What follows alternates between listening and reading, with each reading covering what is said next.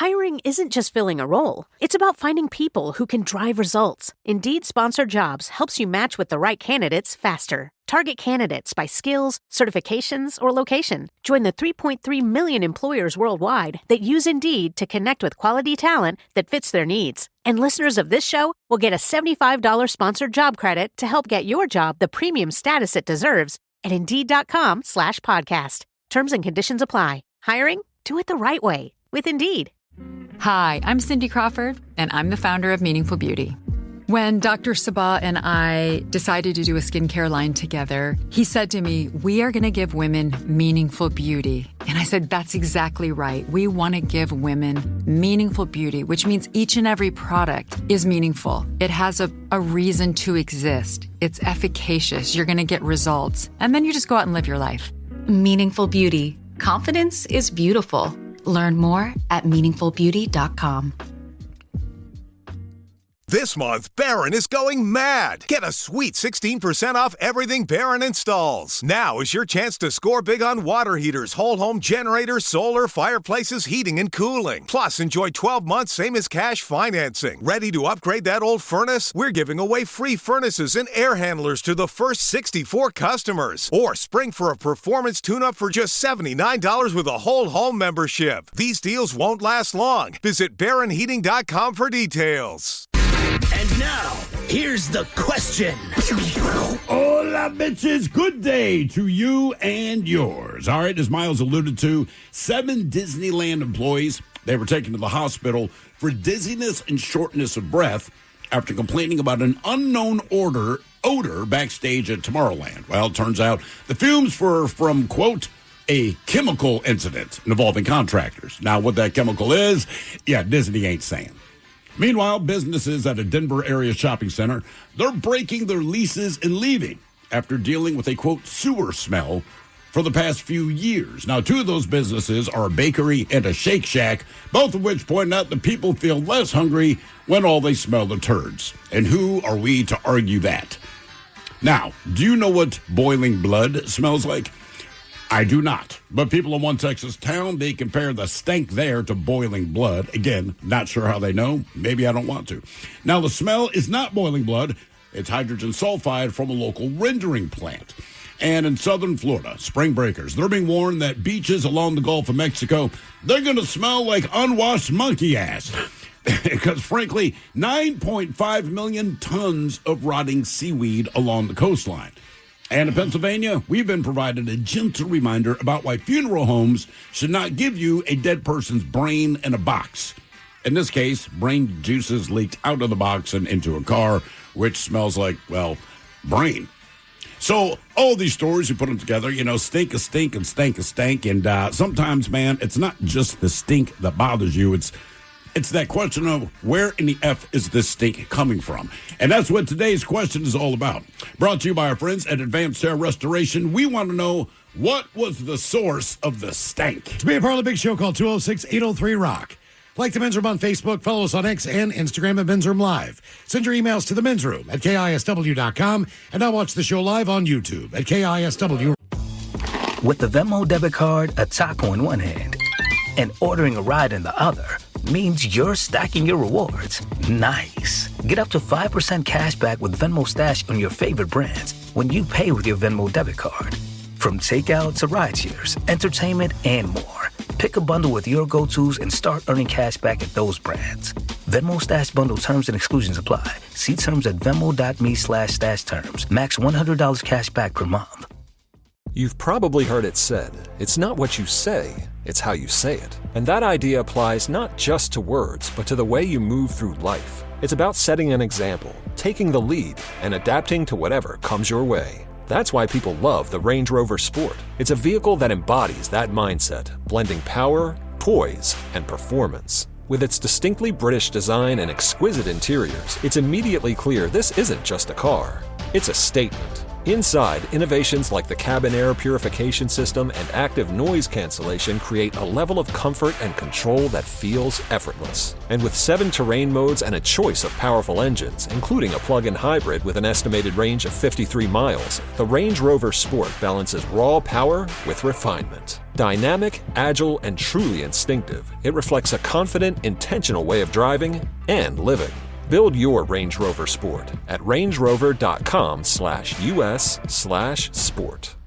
Total Wine & More is one of those places where I always find something I love and usually something new. I was in my local store recently, asked for a bourbon recommendation, and ended up loving it. And honestly, the prices make it easy to say yes to grabbing a little extra, like my go-to bottle of Cabernet. With the largest selection and the lowest prices, there's always something that catches your eye. Shop Total Wine & More in-store or online and love what you find. Spirits not sold in Virginia, North Carolina. Drink responsibly. B21. Finding ways to be financially savvy is a smart move, and knowing you could be saving money for the things you really want, like that dream home or new ride, is a great feeling. That's why the State Farm Personal Price Plan can help you save when you choose to bundle home and auto. Bundling, just another way to save with the Personal Price Plan. Prices are based on rating plans that vary by state. Coverage options are selected by the customer. Availability, amount of discounts and savings, and eligibility vary by state. Rock. You're listening to The Men's Room with Miles and Thrill. 99.9 KISW. All the shows, away we go. Welcome to the 21st Amendment season, episode number 4,488. What a large and in charge program we have for you today. Guaranteed future repeat. We bring in Brent Smith from Shinedown today on the program. Yeah. Talking about the benefit show at the Moore Theater, Saturday night, April 4th. It is called Amplify Courage. And it's a benefit show for school bullying prevention. All right. So not only will Brent and Zach of Shinedown will be there, Nancy Wilson of Hart also stopping by. Our buddy Aaron Jones will be there. Nice. Also, Mike Inez from Alice in Chains. It's going to be a great night. So you think Brent was bullied in school? You think he was the bully? Well, he has a song called Bully. I'm going to ask him. Which side were you on, bro? You giving people wedgies, wet willies, or were you getting them? He's a musician. He is a musician. He's also pretty jacked. He is now. He is now, right? Because he went on the straight and narrow and got you. Like, no one's going to F with his ass now. But when you're in school, you ever get the purple nurple? Well, he wrote a song called Bully. Yeah. For Shinedown. But what is he singing? Like, I am a bully or I don't like bullies? It's hard to know. It's a little of both. Okay. Yeah. Either way, Brent's joining us coming up at 4:30 on the program. And today we're going to talk about odors, things that absolutely reek, and what is the source of that smell. As we start with the happiest place on earth. They say it wasn't pixie dust in the air on Tuesday when a backstage chemical reaction at Disneyland sent 5 cast members to hospitals.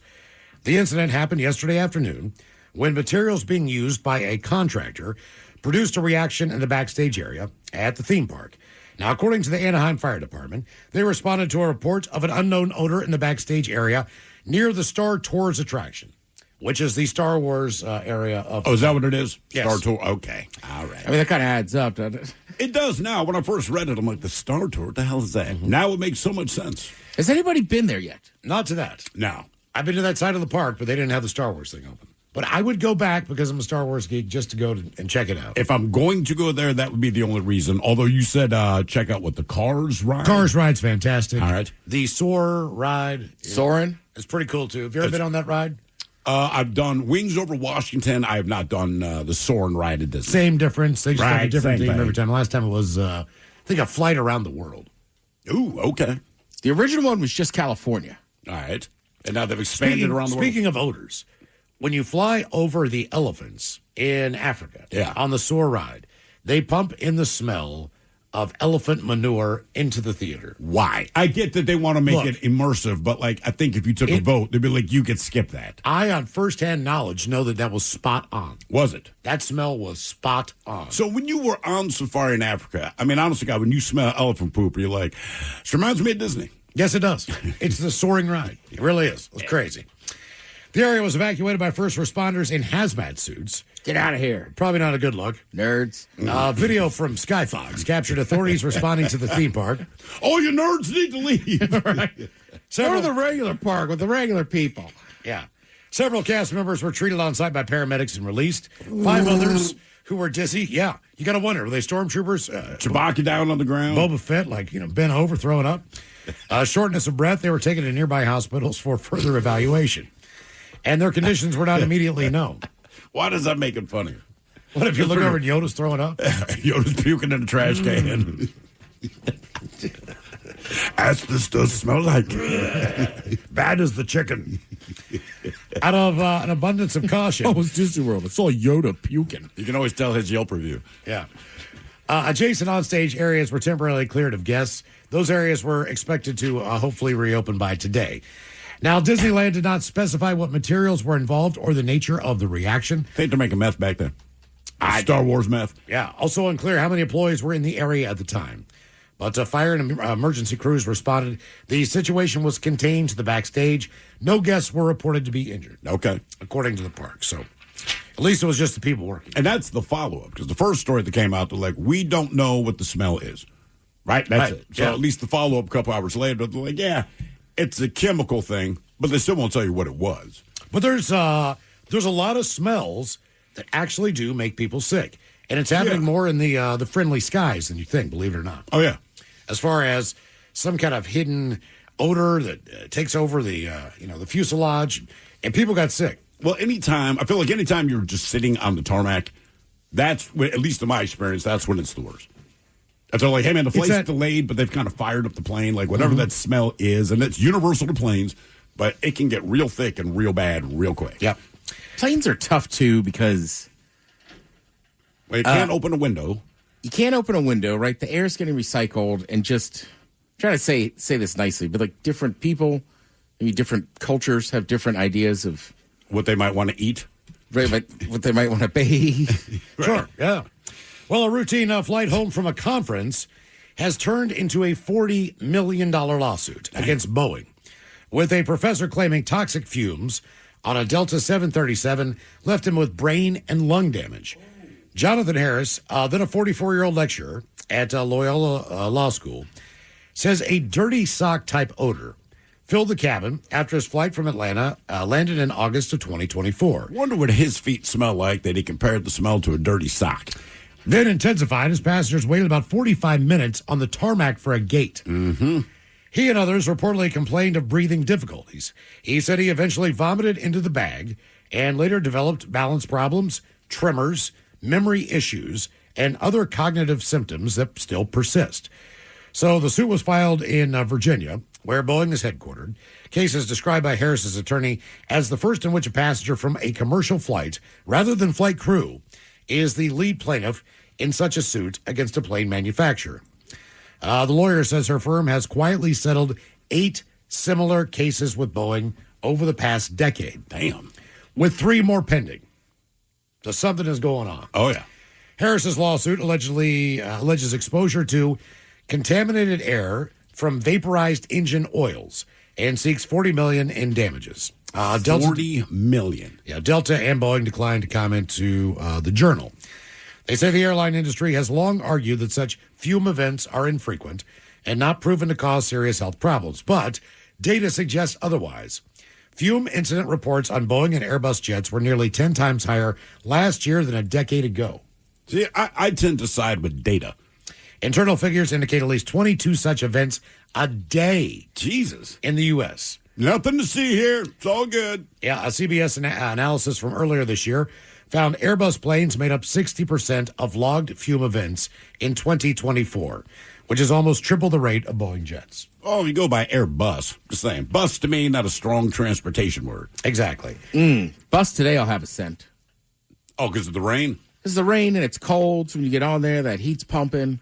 And it's a weird thing. Like, somehow the rain brings out the stink of people, and then it also brings out the stink of whatever has been dormant on the bus. Right. It's like you say in Fremont, right? It rains, and the smell of all the pee that you had noticed suddenly comes to the surface. That's usually like August to September. Right, because you got a summer, dry weather, people peeing on the street. Peeing everywhere. Right, then September hits, it starts raining again. It's like, Jesus, man. Also, if you've ever been by the guy on the bus that maybe does not have a sense of smell, but definitely left his clothes in the washing machine for a few days, and then it's just got that stink to it where it's just mildy and moldy. What's your line on that? What do you mean? How long to leave them in the washer? Yeah. Man, look, 12 like hours. to me, if I go to sleep and I forgot to change it over, I'm washing those clothes again. Me too. And I may or may not stink. I absolutely do. And I don't know what the time period is, but I hate that smell so much and it's so gross. I just don't want to risk it. So I put a load in the morning and then put it in the dryer when I get home. Probably safe. So I'll let it go all day. It's probably fine. I'm just a bit of a psycho about it. And frankly, as long as I've known you two, you've brought up that smell, so I think it's made me even more psycho about it over the years. It's just such a bad smell. Like, I'll get on the light rail. Sometimes it smells like pee. I understand. Usually you can identify the culprit. Other times it smells like pee. Everyone kind of looks normal, and you're like, all right, somebody that peed themselves has been here recently. And there's seats that people won't sit in. Because there was time I got on there, the light rail was packed, man. And I see there were 4 seats available in the back. I'm like, all right, you guys can stand if you want.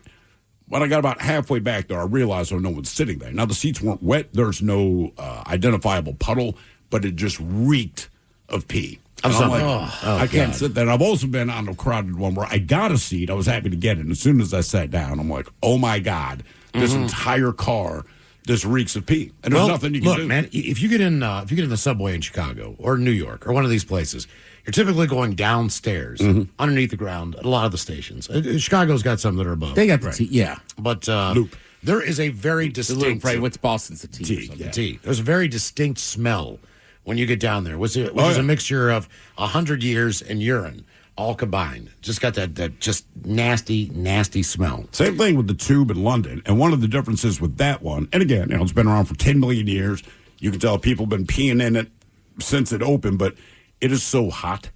I don't know if they don't have air conditioning or whatever. Yeah, but it man, is hot, the Tube. The Tube in London, I cannot explain it, man. It's a standard subway. It goes everywhere you want to go, but when you get to the station, it's unbelievably hot. And if you think you're going to get any relief when the train shows up, you were absolutely wrong. I think I lost a little bit of my sense of smell with the 2 times I had COVID. Yeah, I don't think it's come back all the way. Now I'm supposed to have a nose surgery in July, and they're going to actually reform my nose and drill so I can breathe out of it at night. See, man. So I asked the woman, I was like, "Will I be able to smell?" And she's like, "No."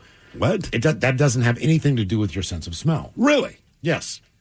So I was like, I just kind of thought once they breathe better, once they right? fixed it, all things would work. Huh. But she's like, there's no guarantee on that. But why do you think you lost your sense of smell? That's one of the side effects of COVID. No. But I mean, if you walk into a pizza shop, can you not smell the pizza? There's certain things that I can't smell. Like somebody will say, "Who farted?" And I'll try to smell, and I'm like, I don't smell anything. I don't smell anything. But that's the thing I was going to say, man. Like when you get your vision corrected, it's this awesome moment. You put on your contacts, put on your glasses, and there's more stars in the sky. You can see the individual pine needles and all that. Like, that's a cool thing. The sense of smell, bro, I don't know that there's a lot of smells that you're missing out on that are that awesome. Yeah. You know what I mean? Like, you can go to the grocery store or bakery, and yes, things are going to smell good. But other than places that serve food, most of the time, it seems to me, when I'm smelling something that's different, it doesn't smell great. Yep. No. Time to go to your hometown. The January collapse of a pipe as wide as a car dumped so much sewage into the Potomac River that officials tracked a spike of gut-wrenching bacteria drifting slowly past Washington for several weeks, prompting an emergency declaration and federal assistance. It was a disaster of historic scale. 244 million gallons spilled. Spotlighting the severe consequences of old failing infrastructure. But smaller sewer overflows that draw far less notice are more common. Tens of thousands occur every year across the U.S., contaminating rivers, flooding streets, and causing backups into homes that threaten human health. And this is where it gets bad in the Baltimore and D.C. area based on the age of the infrastructure in the homes. And the pictures you showed me.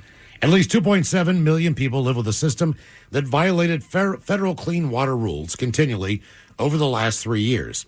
In Maryland and Baltimore, pretty near the nation's capital, they have seen hundreds of sewer overflows in recent years, often caused by broken pipes, tree roots, and severe storms. We're going to see probably more incidents like we saw in the Potomac sewage spill. A neighbor's message alerted one Teddy Bloomquist to a potential flooding problem. You see, downstairs in his Baltimore row home, cloudy brown water with chunks of human waste were coming up from the shower drain. and into the bathtub. Chunks. And into the sink. Chunks. It was the third sewage backup that he has had this winter.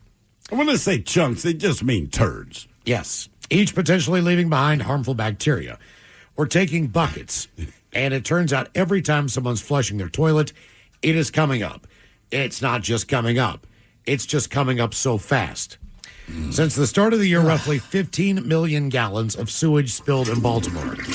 There's a map that shows the spill sites scattered like measles across the city. One neighbor was left with bits of toilet paper frozen into the snow in his backyard and spent the day heaving sewage out of his tub and toilet. Repairs cost thousands, including replacing his bathroom floor. Another neighbor said she used her wet vac to suck up 120 gallons of sewage out of her bathroom. And it's not yours. No. Our question, what was the source of the stank? 206-803-ROCK. That's all. I mean, that's awful either way, but you're right. Somehow it's worse when it's not even yours. Yeah, I mean, it's like anything, right? You know, if there's vomit on your pants, the only reason you can deal with it is if it's yours. If it's someone else's, it's gross. Other than wiping your own child's ass when they're a child, if there's poop anywhere on you and it's not yours, like, it's an issue. It's bad enough when it's yours, but it's certainly worse. Yeah, like that terrible toilet paper. Miles was showing me a picture of it, man. And so the one guy's toilet, you know, it's just dark brown. And you go, like, that's other people's crap. The worst part is, next to it is his bathtub. And it is completely full of brown water. And none of it is his. Just saying. Hello, Cheyenne. Welcome to the men's room. Hola, gentlemen. Hola. So, back when I was married, I was sleeping late one night, and all of a sudden, the wife at the time gets up and practically levitates out of the bed and is like screaming that she thinks we got shot at because she heard something, and then smells something too and doesn't know where it's coming from. And so then all the next morning she's going, "What was that? I can't believe that." And then finally I just had to go, "Okay, I farted." She thought your fart was a gunshot? Yes. I mean, that's impressive. Is that a normal way that you fart? I mean, no, that's the first time that I've ever heard it described that way. Do you normally have bad gas? Depends on the day, but no worse than anyone else, I would say. Well, we had a story a couple weeks ago of a woman, and she slept underneath the It covers. just smells like gunpowder. Yeah, it sounds like a gunshot, but otherwise perfectly normal. But her boyfriend/husband, whoever, had very noxious gas. Yeah. And I cannot remember if she got some kind of bronchial infection. She definitely got styes because she slept with the cover over top of her head. Mm-hmm. And her boyfriend was lighting it up for years. 7 years. And she actually got some type of illness or disease from his ass. And the really effed up thing is they're not together anymore. All right. So they were together for 7 years.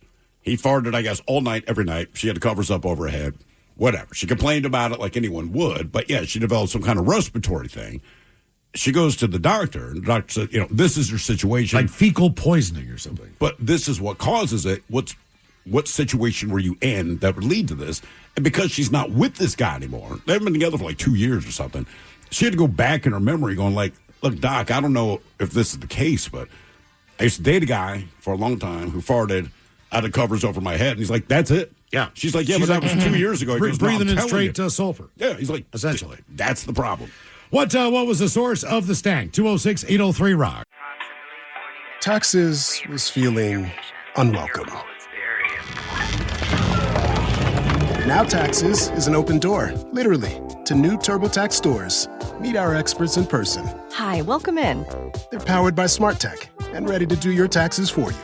Get real-time updates while you go about your day. Confident your taxes are done right. Now this is Taxes. Intuit TurboTax. TurboTax stores opening soon. Real-time updates only in iOS mobile app.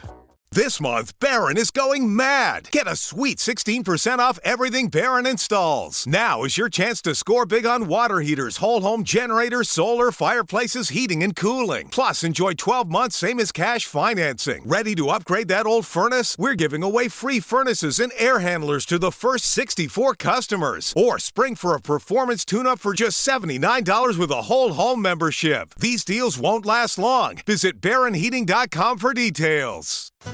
Finding ways to be financially savvy is a smart move, and knowing you could be saving money for the things you really want, like that dream home or new ride, is a great feeling.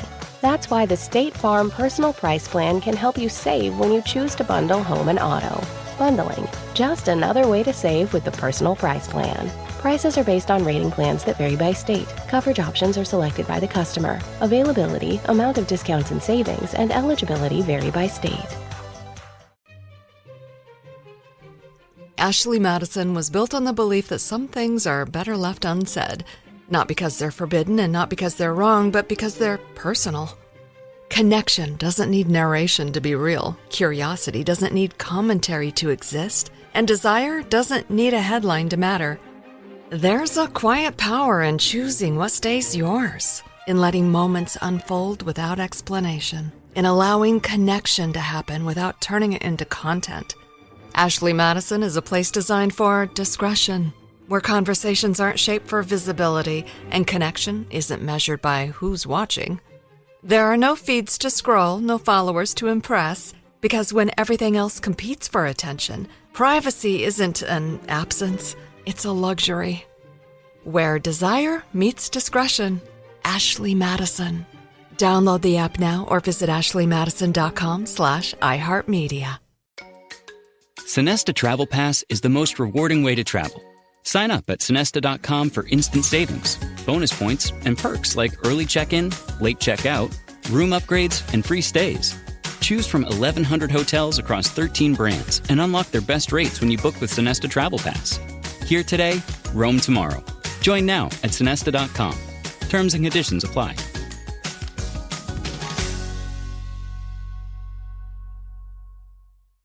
From the Pinky's Plumbing Studio, you're in the men's room.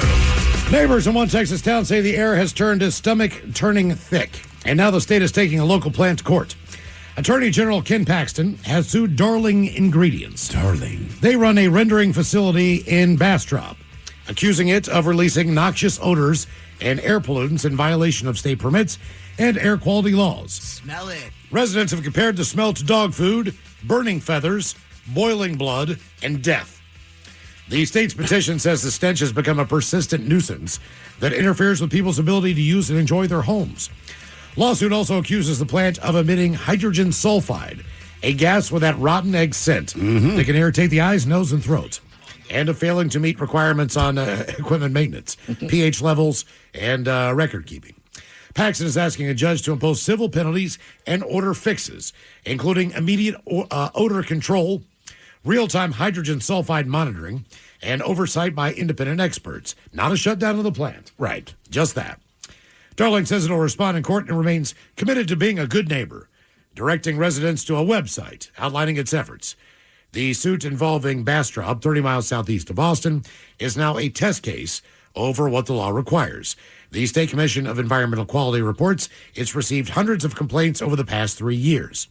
A city councilwoman was pleased by the filing, but wishes the state had done more. It shouldn't be on me, a mom, and kind of just a regular person, having to constantly file complaints or go to hearings or become educated on all these things. I just want people to do their job, and I want you guys to just stop polluting. Okay, well, two things here. And you're right, they should stop polluting, all right? One, it's Texas. So when it comes to oversight and independent, that's just not a thing unless they get caught on something, all right? They're notoriously.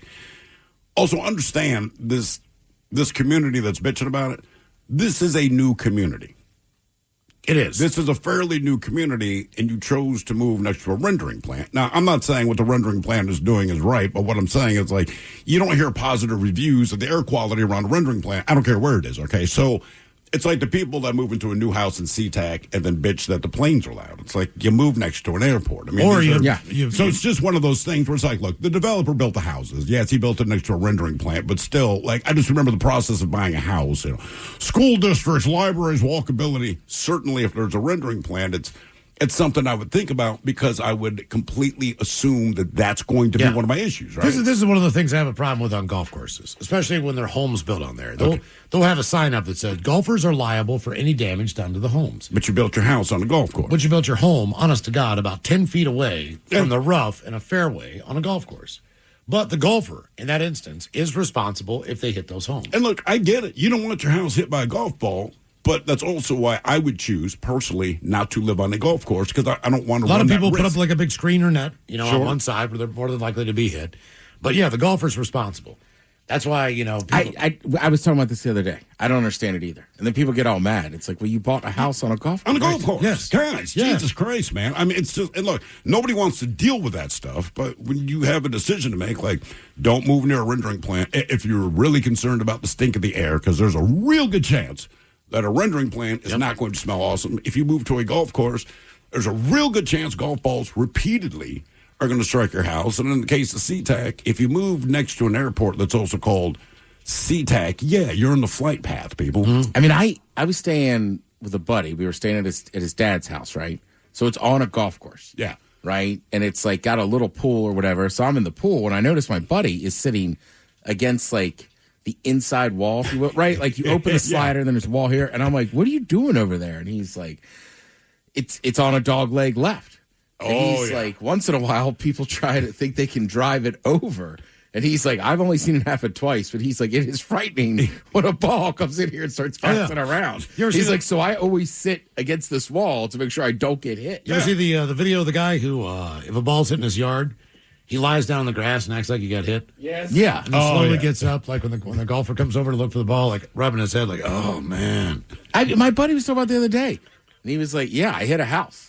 And he was like, he went over there and the lady was all mad. And he's like, well, did it hit somebody? She's like, no. And he's like, is anything broke? She's like, no. And he's like, what do you want me to say? What do you want me to do? I'm sorry. On the golf course. Like, I'll take it out of your yard. I'll take the stroke. But like, other than that, I don't know. What was the source of the stank? 206-803-ROCK. Hello, Ethan. Welcome to the men's room. Hola, bitches. Hola. How you gentlemen doing today? Doing well, man. Good. So this was about 7 years ago, probably. I just moved into an apartment building, and about a month in, I walked out one morning to go to work. I smelled something kind of funky, didn't really think much of it. Second day, woke up, smelled kind of worse out in the hallway. Like, there must be an animal or something somewhere that died and is stinking things up. Third morning, walk out, and it's even worse. It's pretty unbearable. So I come home from work that day and walk up the stairs, and there's a police officer standing by a hallway window, kind of like leaning out of it. And so it turns out that what I thought was a dead animal ended up being the person across the hall from me had died and had been sitting in there for about 5 or 6 days. Wow. Did you know them well? No, I met him once. Was he an older person or? I want to say he was like 24 or 25 at the time. Oh, God. Wow. Do you know how he died? Yeah. Overdose.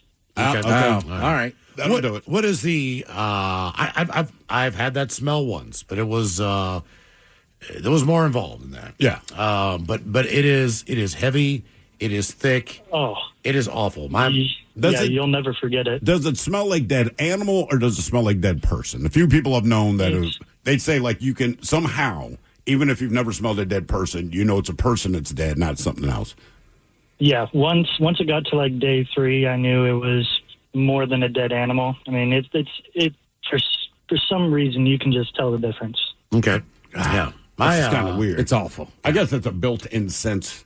It's bad. As far as preservation goes, right? Like they say, like, when 100 sharks are on their mating thing, these are great whites, and one killer whale kills one great white shark, all the great white sharks, they roll out. They don't want to be around because they smell a dead shark. All right. Nothing else. So I got to think on some level of preservation, just as a human being, you can smell a dead animal, doesn't necessarily put you in danger, but you smell a dead person and you say, okay, whatever's over there is dangerous to us, right? I just remember once in a park, we were like, that is the worst smell we've ever smelled. At a park? Yeah, there was because where I grew up, right, there's some kind of lands that's like the government owns. Yeah. And they do, I don't know what they do back there, right? But there's, different facilities and testing. So we would drive back in there, you're not, 16, 17, kind of goof off. But this one spot just had this just awful, awful scent. And the next day in the paper or the news, it was like, yeah, they found a dead body back there. Okay. So the light bulb goes off. Like, that's what the smell was. Our college had a, what do they call it? A forensic testing area. where if you donated your body to science. Is it like a body farm kind of thing? It was a body farm. Okay. But it was out in an area of woods, and it was not too Yeah, far they never away. do those in the city. No, not too far away from the agricultural center. But a guy that we used to live next door to, that was one of the classes he took for his degree. Okay. So he knew where this place was. So we didn't know exactly where it was. We had an idea where it was. So we get all hammered one night, and it's the weekend. And so, like, the next day, like, we want to go check this out. And he's All like, right. look, man, we'll just get up in the morning, man, and I'll take you there. He's like, it's not a long hike in, man. He's like, maybe a fourth of a mile. Okay. So that was weird just to walk along an area where there are 12 bodies that are just lying in the woods. Right. All the different levels of decomposition. But they leave them exposed, right? They do. Yeah. And for whatever reason, how long the body's been there. Well, they can tell by, whatever. So not to like go to CSI, but like, are they still larvae inside of the body, or are they full on flies? Correct. All this stuff you can estimate how long the body's been dead, right? But like some are on their stomachs, some are face up. They position them in different places. And you're just walking by them. Some are sitting up with their backs against a tree. How weird is that? It is. I mean, seeing a dead body's weird, but like weird sitting there, kind of like because you see the decomposition. And to be honest with you, there was no smell.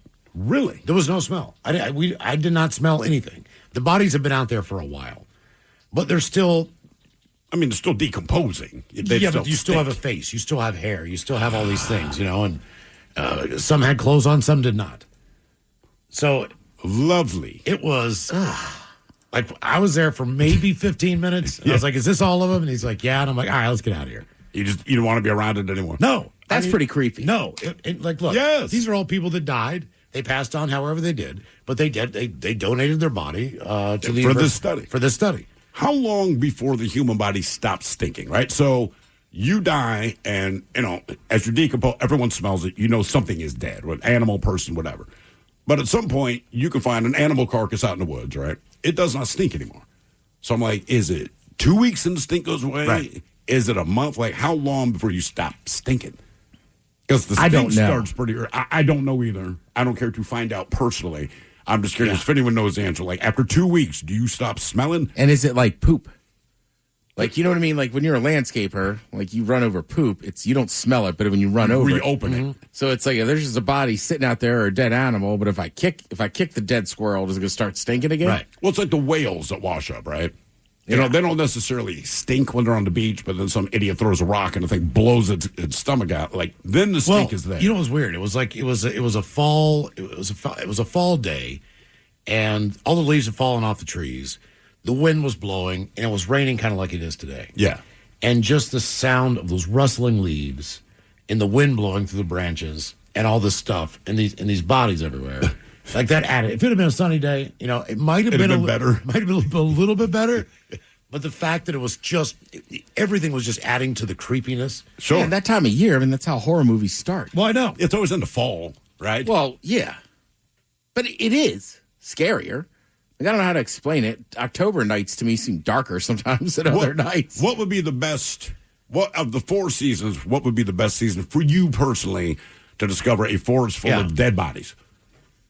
I can't even do winter, man, because like if there's snow, then I immediately go to The Shining, right? That's not like the best vibe I get. You're right. The fall just lends itself to that. Well, the dude who was sitting up, all right? Maybe summer. The dude who was sitting up, he was the latest body to be dropped off there. Could you tell by looking at him? His eyes were open and pointed straight at the trail. So when you looked over at this guy, Christ, are you it serious? was like just this dude sitting there looking at you. Because he really hadn't started to decompose yet. Oh. He was new. He was fresh. He was new to the farm, so to speak. They call him Proby. I mean, it was just, I don't know, man. It was just like, it was funny. We thought it would be a good idea. Why? We got to see this. Sure. Because he was explaining it. It was very interesting, Like it is. I think he went in to become a detective or whatever he was doing. I hope so. So I'm going to work at Whole Foods now. But, I would think if you did that, yeah. But he's like, "Do you want to see it?" And we're all like, "Yeah, yeah." And we all left like, "God, that was the dumbest idea ever." So you would not do it now. Someone said, "Look, it's a body farm." Someone asked. I told somebody about this. Obviously, you're going to say, "Look, you're not going to believe it's out in the woods out there." And they're like, "You got to take me and see this." I'm like, "I'm not going there. You do not want to see this. I'm not telling you where it is. I know exactly where it is, but I am not going back there. I am not going back there. I'm not even going to get close to that area. I can't believe there's a farm for the agriculture school where they're growing crops, probably like 100 yards from the site. Oh, sure. I'm just like, this is sick. What was the source of the sting? 206-803. I've never heard of that. Really? There's like a big major one in Texas, I think just it like is. the body's just sitting outside. Well, yeah. But I get for science, you got to learn how That's stuff. exactly why. And it's mostly for the forensic people, show up on a scene and they can estimate how long this person's been dead based on the decomp, things going around them, et cetera, et cetera. Okay, see, right? This is what you get. It's basically you get, depending on... Oh, God. Oh, those are animals. So, yeah, but most of these things, that's what you look... Human. That's a human. That Yeah, was. that's the kind of thing you're looking at. It is just, I don't know. It'll wig you out. Yeah. I mean, everything I've seen on TV, the only way to tell how long a body's been there, you got to have a bad marriage, a drinking problem, a cup of coffee, and you show up to the scene and you go, this body's been here for 3 days. You see how they lay them just down everywhere. Jesus Christ, man, that's frightening. I know. I said, no, I'm not going back, man. I can't believe you went, period. It seemed like a good idea when you're drunk. I've seen Stand By Me. I've seen Boys in the Hood. Somebody says, you want to see a dead body?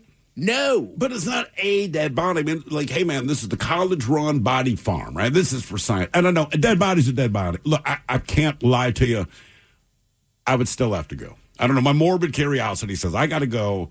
And I'm pretty sure I'd end up like Miles. Like, I should not have done that. But just the idea. I don't know. I think I'm good. You sure? It looks like a body wrapped in plastic. It does, except it's not that. It's just it's just a dead body. Yeah. Okay. Hello, Brian. Welcome to the men's room. Yes, hello. Hola. Hola. You guys rock. Hey, I'm a former swimmer with the volunteer Swiftwater King County Search and Rescue. Oh. Worked in the rivers for a lot of years back in the early 90s up into the early 2000s. And then I went to 4x4 rescue because of all that stuff we had to deal with in the rivers. But an answer to the question that was asked earlier, how long does the stink stick around? I'm asking for a friend. Nothing to do with my basement. Yeah. Right.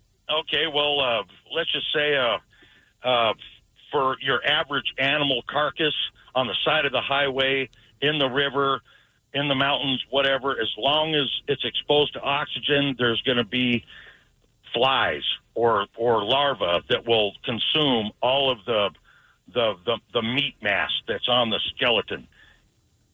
You guys following me? Yeah.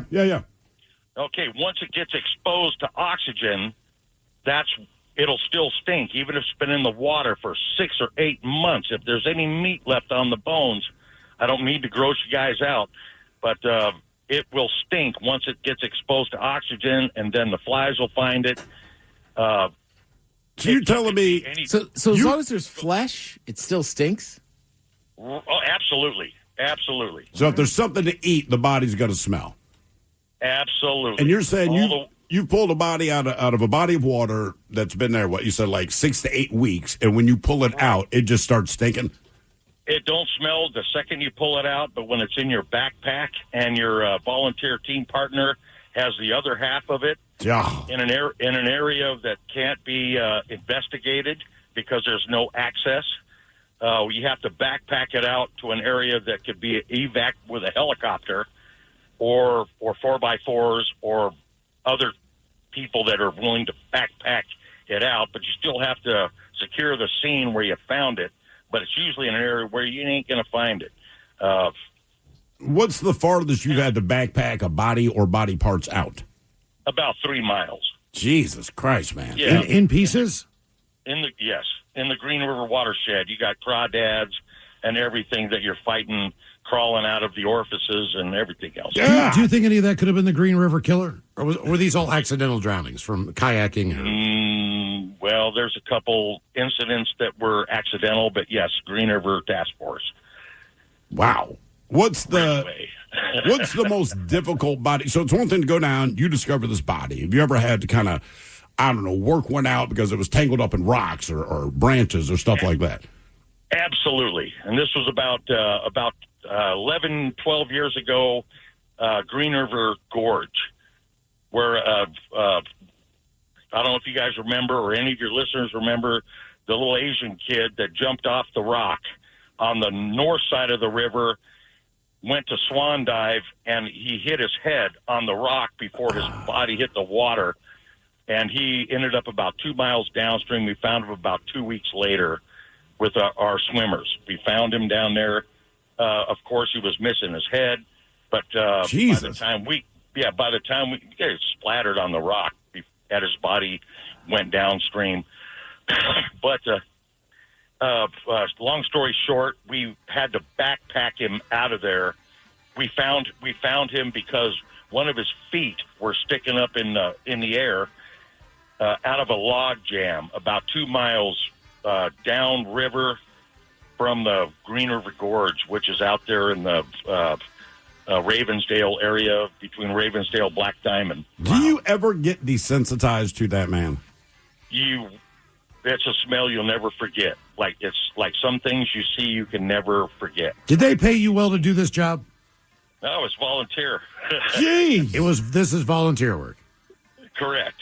And we found probably half or more than half of all the Green River victims that were ever found in the Green River watershed, from the watershed to the Duwamish for volunteer finds. Damn. I mean, look, man, I try to be a decent, charitable human being. I don't know if I would volunteer for that, man. Wow. What was the source of the stag? 206-803-ROCK. Sonesta Travel Pass is the most rewarding way to travel. Sign up at Sonesta.com for instant savings, bonus points, and perks like early check-in, late check-out, room upgrades, and free stays. Choose from 1,100 hotels across 13 brands and unlock their best rates when you book with Sonesta Travel Pass. Here today, roam tomorrow. Join now at Sonesta.com. Terms and conditions apply.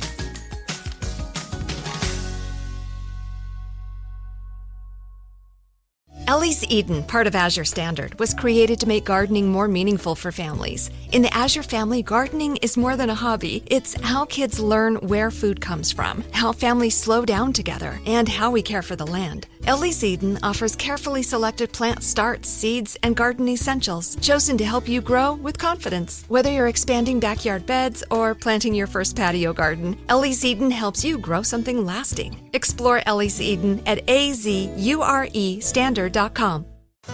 Finding ways to be financially savvy is a smart move, and knowing you could be saving money for the things you really want, like that dream home or new ride, is a great feeling. That's why the State Farm Personal Price Plan can help you save when you choose to bundle home and auto. Bundling, just another way to save with the Personal Price Plan. Prices are based on rating plans that vary by state. Coverage options are selected by the customer. Availability, amount of discounts and savings, and eligibility vary by state. Life is full of challenges, but you don't have to face them alone. At intouch.org, you'll find powerful sermons from Dr. Charles Stanley, daily devotionals, and resources designed to strengthen your faith and bring hope into your everyday life. Whether you're searching for encouragement, biblical wisdom, or practical guidance, intouch.org is here to help you grow closer to God's promises. Discover truth that speaks to your heart. Visit intouch.org today. This month, Barron is going mad. Get a sweet 16% off everything Barron installs. Now is your chance to score big on water heaters, whole home generators, solar, fireplaces, heating, and cooling. Plus, enjoy 12 months same as cash financing. Ready to upgrade that old furnace? We're giving away free furnaces and air handlers to the first 64 customers. Or spring for a performance tune-up for just $79 with a whole home membership. These deals won't last long. Visit BarronHeating.com for details. You know Gray Bar for electrical parts, but there's one more thing we can do to help maximize your total project value. Our pre-project planning services can help you win the bid and stay efficient. So give us a ring and see how this one more thing can make all the difference. Wasn't that delicious? So good. Your bill, ladies? I got it. No, I got it. Seriously, I insist. I insisted first. Oh, don't be silly. You don't be silly. People with the Wells Fargo Active Cash credit card prefer to pay because they earn unlimited 2% cash rewards on purchases. Okay, rock, paper, scissors for it. Rock, paper, scissors, shoot. No! The Wells Fargo Active Cash credit card. Visit wellsfargo.com/activecash. Terms apply. With American Home Shield, you can now video chat with live repair experts for help with home fixes over the phone. American Home Shield. Don't worry, be warranty. Visit ahs.com/listen for 20% off any plan. Available as a benefit with select plans. Spring breakers may find more than crowds and cocktails on the beach this year. A massive bloom of sargassum type of seaweeds, estimated at 9.5 million tons, is stretching from the Gulf of Mexico through the Caribbean into the western Atlantic, according to University of South Florida researchers. Now, after steady growth since November and record levels in several regions, scientists say that 2026 is very likely another year of this crap. Seaweed is mostly harmless offshore, but once it piles up on the beaches, it decays, releasing hydrogen sulfide gas that smells like rotten eggs and possibly triggers breathing problems to sensitive people. Damn. Parts of the Western Caribbean, including Belize and Honduras, are already seeing buildup. And the next line, Belize, probably headed to Florida and Cancun.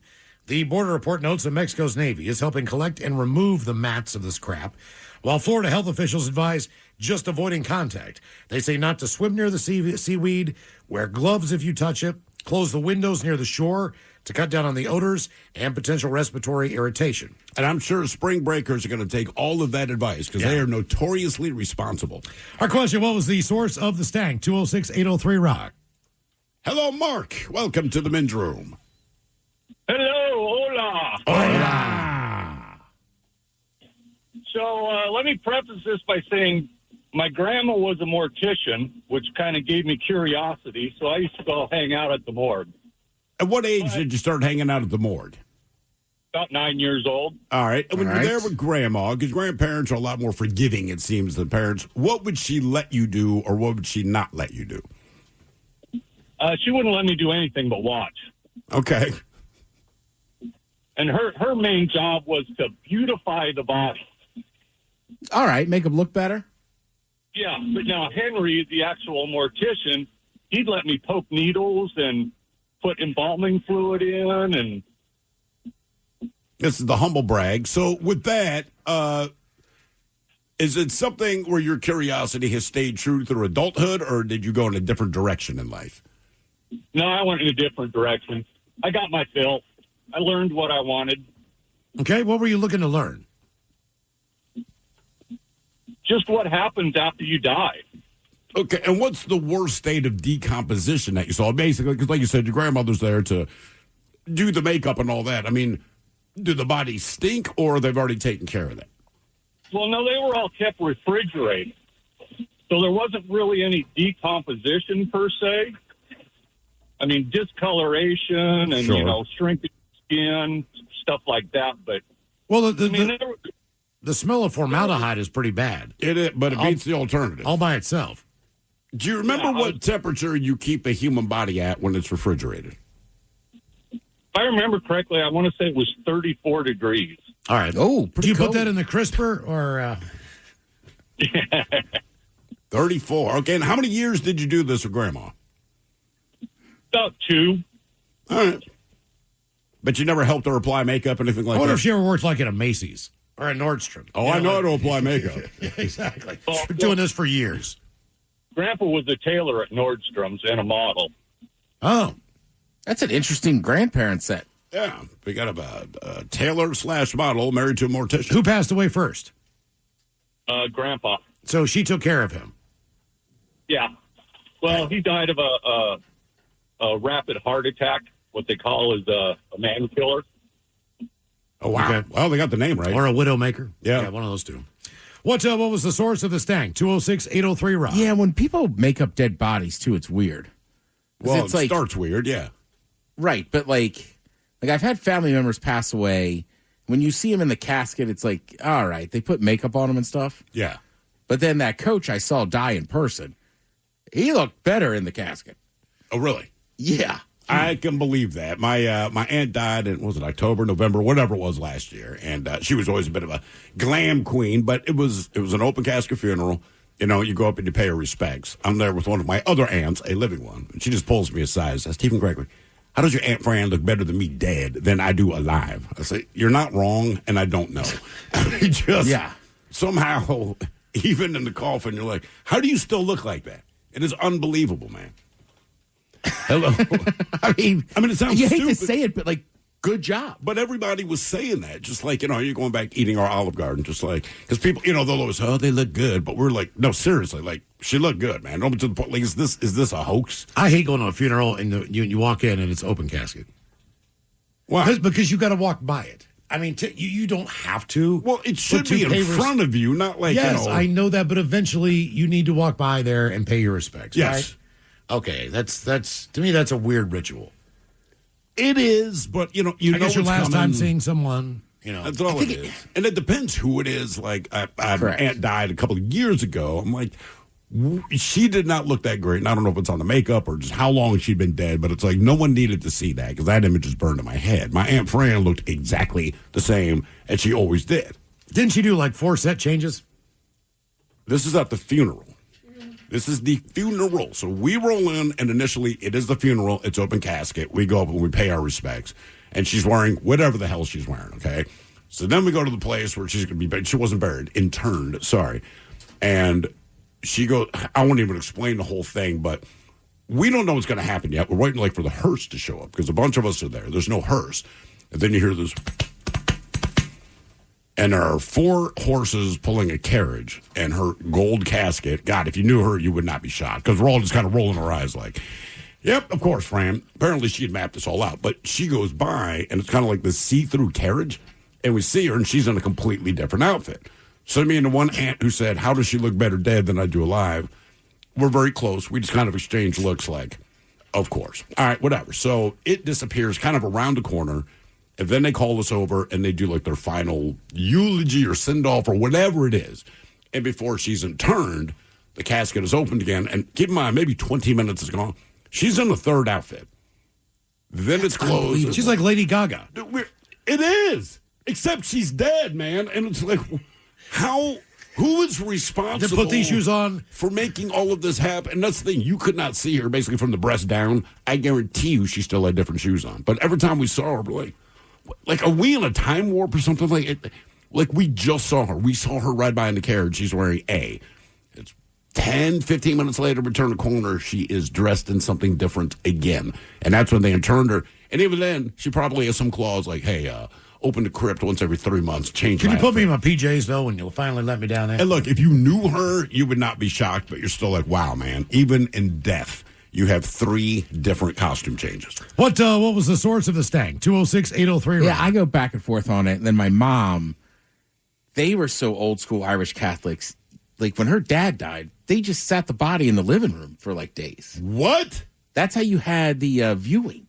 And they would just sit around and drink and eat. I mean, but like with the body in the living room. But when I go to bed at night, like it's still there. I guess they would. I don't know if they took it out and the funeral home would bring it in. I would hope, but they would have these living wakes like in the house. That's weird. Yeah, no thanks, man. Yeah, that's way too much. Hello, Ken. Welcome to the men's room. Hola, naked ladies. Hola. One of those crazy white people that have their dog sleep in bed with them. And one of our dogs, she's always on the outside, so keeping me from rolling out of bed, and she's under the covers. And at this point, I was sleeping face down, and I just woke up to just the most god-awful stank. I just can't describe it. And then I pieced it together. Oh, yeah, she's been scooting her butt a lot. Her anal glands had expressed about 6 inches from my face. Ah! That is a smell. God, that is a smell. They could do it on their own? Well, if they get to the point where they have to release at some I point in didn't time, realize. you can do it manually, or it's just going to happen on. It's like a zit. Right, Either right. You can pop the damn thing, or eventually it's just going to do itself the way it does. How messy is that? Like, how much is extracted from the anal glands? It was not a lot, thankfully, quantity-wise, but, I mean, the smell just stayed in the room. Open all the windows, get a fan going. It didn't matter. It was there all night and all the next day. So just a dab will do you, as they say.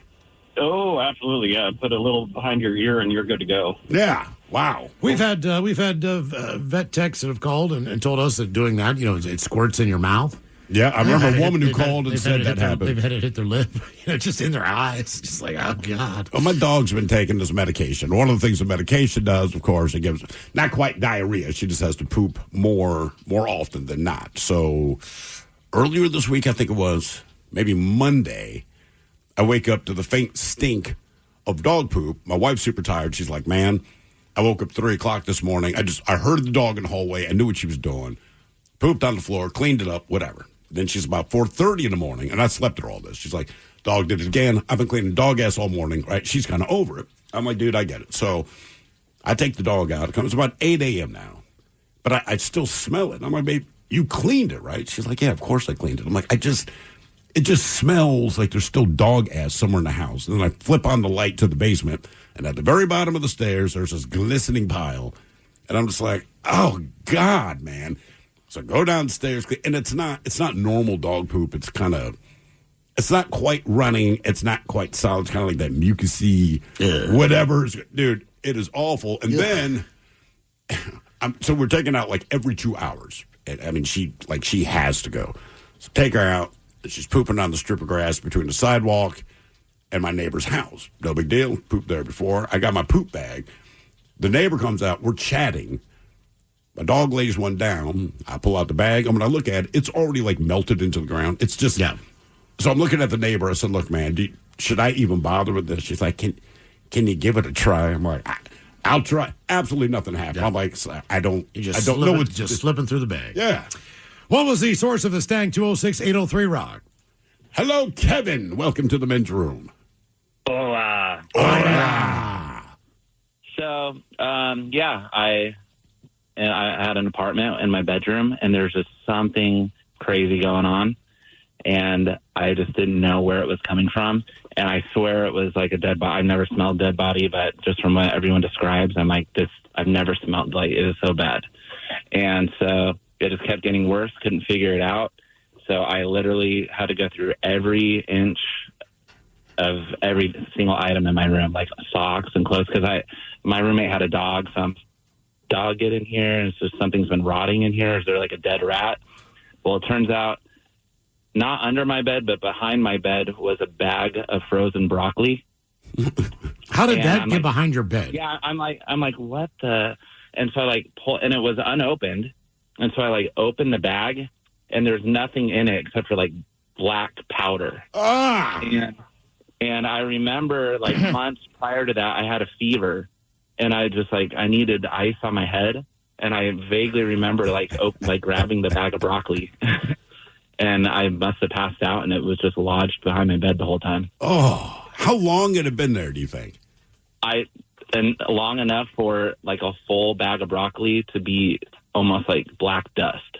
Okay, Jesus, man, wow, that is so gross. Yeah, broccoli never smells good, by the way, and there's people that like it, but. There are ways where it'll smell less bad than other times. Man, anytime someone cooks broccoli, and all my years cooking, every once in a while you steam broccoli. Smells like crap. It's like, I cannot believe. Look, I know people like it, but it's just one of those deals, like you say with liver and onions. I cannot believe that you smell this and then said, you know what, man, I want a bite of that. Mm-hmm. I had a fish tank in my. Sometimes a broccoli is just the lesser of evils. It is. Brussels sprouts. Right. I know. I'm just saying, the first person to eat broccoli, how hungry were you that someone steamed that and you're like, I want that in my mouth? I had an aquarium in my bedroom, and I had 2 Oscars. And I woke up one morning, and there were babies all over the tank. Yeah. And I'm like, all right, man, I'm going to have to get a bigger tank probably. Yeah. And they quickly started diminishing. And I was just assuming that the parents are eating their babies. Sure. So me and my wife did. But, the tank is crystal clear, and it's starting to smell. And I'm like, I don't get it. So, basically, I take all the water out of the tank, replace the water, do all that. Then the smell got worse after I replaced all the water. And I'm like, what in the hell's going on? It turns out that you put 2 grates down, depending on the size of the fish tank. Yeah. Down onto the bottom of the aquarium. And then you hook up the system that allows the air to be pumped through. Sure. Right? So what happened was that the fish were getting sucked into the filtration system. Oh. They were all going underneath that grate on the bottom, which is about 3/4 of an inch to an inch tall. Then you put the gravel on top, blah, blah, blah, blah, blah. All those fish did not get eaten by their parents. They had all gotten sucked under there and all died. So this deathly smell Did they all die? of like 50 little baby Oscars is emanating from the bottom of this fish tank. When I lifted it up, man, it was just like, oh my God. Oh my God. In the meantime, like I got 2 Oscars in a bathtub. Yeah. You know, I'm trying to clean this thing. They're just loving life because it was a bigger area Big for them to space, swim. yeah. Exactly. Oh, they're probably traumatized, Miles. You left them in there watching their kids die. Yeah, this is a good point, Miles. What was the source of the stank? 206-803-ROCK. Oh, they're loving life in the bathtub, Yeah. Miles. God, that smelled. They have trauma. And you blamed them. Oh, I did. What are you guys eating your kids? They're like, Well, no, that your, was the only your logical- machine sucking them to death. Yeah. Your machine killed our children. Hello, Ryan. Welcome to the men's room. Hey, what's going on, guys? Liquor and whores. Liquor and whores. Yeah. Okay, so when I was living back in Maui, I had a friend who was she was a photographer for like the dive boats and stuff. And she ended up coming home with like this really bad A-looking conch shell that she had found. And so I'm checking it out and this and that. Well, whatever was living in it had not departed or had not left. So when it had died, it just got bad. And I ended up spilling it like all over my chest. Just all over me, this and that. It was bad. And, you know, I thought I got all the smell off. I showered, I this, and I did that. And I ended up going to the gas station later on that day and, you know, just pick up a pack of cigarettes or whatever. And as I leave and I get my car and I look back in there and everybody in there is pointing at me and just giving me awful gestures. And the lady behind the counter has got a can of Glade and she's spraying the entire inside of the gas station down because I just smelled so bad. Like my friends told me it took about 2 days for the smell to finally go away. Wow. 2 days? Yeah, 2 days from a dead conch that spilled on me. I was just looking at it, and it was not cool. But you could not smell it on you. Well, you know, you get used to it, I think. I don't know. I smelled it at first when it got on me, but I thought after I showered and everything that I was good, but apparently I wasn't, so. Damn. That's one way to find out. Wow. Speaking of, 2 funeral homes allegedly gave grieving parents their deceased son's brain in a box, which began to smell leaking into their car. Got on their father's hands per a lawsuit. The dad, Lawrence Butler, said at a press conference that the discovery was overwhelming, leaving a horrific memory that still leaves terrible thoughts about their son. Timothy Garlington, it was and is still in my heart that I got in my car and I smelled death, as he said very emotionally, wiping away tears. Now, after Garlington's death in 2023, the Butlers had his remains shipped from Southern Cremations and Funerals in Georgia to Nick's and Nick's Funeral Home in Pennsylvania. Nick's and Nick's. Where they picked up the belongings, including a white cardboard box that contained an unlabeled red box. Now, Abby Butler could not open the red box, according to the Butler's attorney. Several days later, the red box, which was in the Butler's car, began to smell and leak fluid.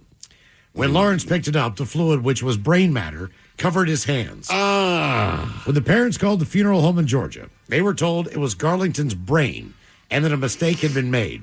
Wow. Adding that the Butlers returned the box to Nick's and Nick's. Stewart said he'd consulted with other funeral homes and that no other point in the process is the brain separated from the body in that fashion and shipped in that fashion, especially in an unlabeled box. Nick said they reported it to authorities once they learned what was inside. I was wondering about that because I'm like, it's cremation. They don't remove your organs before that, do they? I don't believe so. Yeah. What was the source of the stank? 206-803. You know Gray Bar for electrical parts. But there's one more thing we can do to help maximize your total project value. Our pre-project planning services can help you win the bid and stay efficient. So give us a ring and see how this one more thing can make all the difference.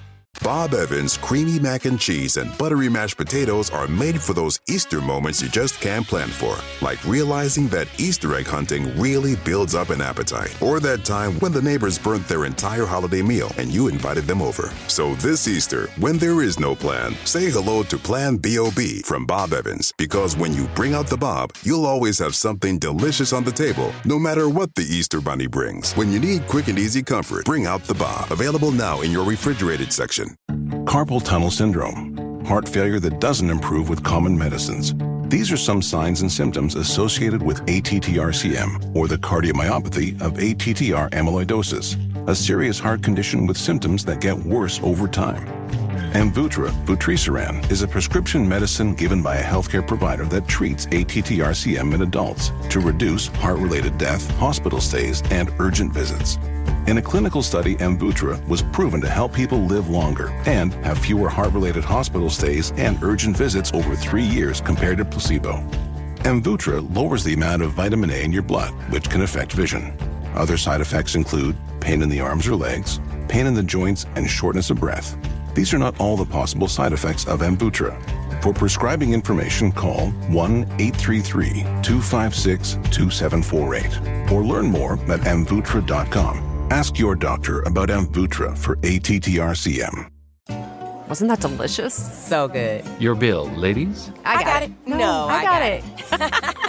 Seriously, I insist. I insisted first. Oh, don't be silly. You don't be silly. People with the Wells Fargo Active Cash credit card prefer to pay because they earn unlimited 2% cash rewards on purchases. Okay, rock, paper, scissors for it. Rock, paper, scissors, shoot. No! The Wells Fargo Active Cash credit card. Visit wellsfargo.com/activecash. Terms apply. Rock. Always live on the free Odyssey app. From the Pinky's Plumbing Studio, you're in the men's room. Text the guys at 206-803-ROCK. Here's a relatable one for anyone who's ever worked in a kitchen. A foul-smelling situation outside a popular Fresno restaurant prompted a response from hazmat and environmental health teams. Always a good sign. Fresno fire crews say Heirloom's grease trap system malfunctioned and spilled all the way through the restaurant and into the parking lot before 8 o'clock on Tuesday night. The cooking fats and oils made for a slippery situation and had an absolutely dank, terrible odor. Officials say the runoff was tested and contained no toxic substances, but the area was blocked off for hours while crews tried to clean up the mess. Our question, what was the source of the stank? 206-803-ROCK. Hello, babe. Welcome to the men's room. Liquor and whores. Liquor and whores. All right, fellas. I'm a retired firefighter out of one of the biggest cities in this state, so do the math. But we got toned out for a welfare check at an apartment complex early in my career, so 20 years ago. And we showed up, and the manager met us and said that we need to go up to the 5th floor and check out what's going on in this unit, because weeks earlier they had told the residents to not put their trash in the hallway because there had been a complaint of an odor. And so they did that, and they sprayed, and the odor came back, and they treated the hallways, and eventually there was no garbage to explain for the smell, and they narrowed it down to one room that they couldn't get open and check. And so we went into that room, and the person living there had expired weeks ago, and got in the elevator going up to this place. We knew immediately that we'd smelled that before, and we just looked at each other and went, this is not good. And we got up there, and I thought it was a black man that had perished, and it turns out I saw his license, it was a white guy, and he had been there for so long on his couch that his head was at a 90-degree angle. The skin on his body you remember that tracing paper we used to use as kids when we wanted to be really cool and draw well, even though we couldn't? Yeah. His skin on his body from his arms and his chest had slid off his body, and it looked like a spider had made a web, or he was covered in this tracing paper because he was blanketed in the skin that had sloughed off. And there were dead flies that had cycled through many different cycles, because there was the larvae and the flies still flying, and the ones that were dead on the floor, and they were cycling through on this body. And, oh, my God, the smell is unmistakable. If you have smelled it, you know what I'm talking about. But my uniform, I couldn't even get it out of my uniform. I washed it. Thank God we have more than one uniform to wear, because we all went back to the station, changed it out. And when I came home after my 24-hour shift and greeted my wife, she said, what in the hell is that smell? And so I told her the story of this guy that we had to go check on that had passed away in front of his TV and stayed there for several weeks until we found him. He must have been watching something really good. My question Would you almost rather deal with a backdraft at that point? Well, we were all on the deck periodically to try and wait for the cops in the corner to show up, because it was suspicious. Nobody knows how he died, and we just wanted to get the heck out of there. But we had to wait until the police showed up, so we were stuck there for a good half hour. It was just, When you're on your way up there in the elevator and that scent hits you, and you guys are like, we already know what this is. We know what we're going to see. Do you think to yourself, like, you know goddamn well the landlord knows that somebody died in this apartment. They just want you to be the ones to go in there? the maintenance guy cracked the door open and then shut it immediately, and that's when we were notified. But we carry in our little medic bag a little tiny bottle of the Vicks Vapor Rub, and you put that underneath your nose when you go into some of these houses that are potentially stanky, and it does a great job other than not breathing out of your nose and talking to everybody like this. I mean, you can function, and all you smell is Vicks Vapor Rub for the most part. So, like a smelling salt wouldn't work because that's temporary. No, smelling salt just wakes you up to smell it better, probably. Would you rather? Is it better to breathe out of your mouth? Because I just feel like, look, man, you smell something like bacon or coffee when it's being made. If you breathe out of your mouth, take a deep enough breath, you kind of taste it, right? So I'm just thinking, like, that's what I mean, man. So it's like, look, I don't want to smell this, but I don't know if I want my mouth open. Yeah, at some point you're going to breathe through your nose, and you're going to get reminded of what you were chewing on for the last half hour. Because it's not pleasant, and there's a compartment in my brain that stores all these really horrible memories, and I'd like to forget them, but thankfully I don't, so I can call into your phone, your show. Yeah. Oh, yeah, sure. And every kid who's using tracing paper just balled it up and threw it away.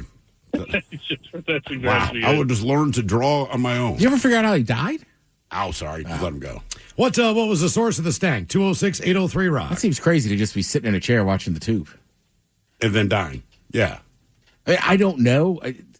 I would think if they were having a heart attack, wouldn't you stand up or something? Like Maybe it just happens. I don't know. Maybe he did try to stand up and he ended up just falling back down into the couch. I don't know, man. Maybe it was what he was watching. Hello, Franklin. Welcome to the men's room. Hola. Hola. How's it going, fellas? Doing well. Nice. So the thing that I smelled, I used to live in eastern Colorado where it's real flat and it just gets really hot. Yeah. And I was working on an oil field job building burner stacks for oil field companies. And I was helping clean up the area one day, and we had found a old milk jug that was halfway full of dead flies. God. And it had, while we were like picking it up, we didn't realize what it was, and it had tipped over, and what little liquid was left in there had spilled out on the floor, and we couldn't get it out of the concrete. It was the most horrendous smell. All the flies were dead. Out of the concrete? Yeah. It wouldn't come out. We tried everything. So you just grin and bear it, I guess, at that point? Yeah, pretty much. I mean, over time it went away, or we got used to it. I don't know which one, but... Well, how much time had to pass before either it went away or you guys got used to it? It was probably like 2 weeks. I mean, there's a lot of dust and everything out there, so I'm sure that it got covered and soaked up somehow. Yeah, it's still pretty gross, man. Jesus. You know, you talk about it's one of those things I always question where, and we all do it.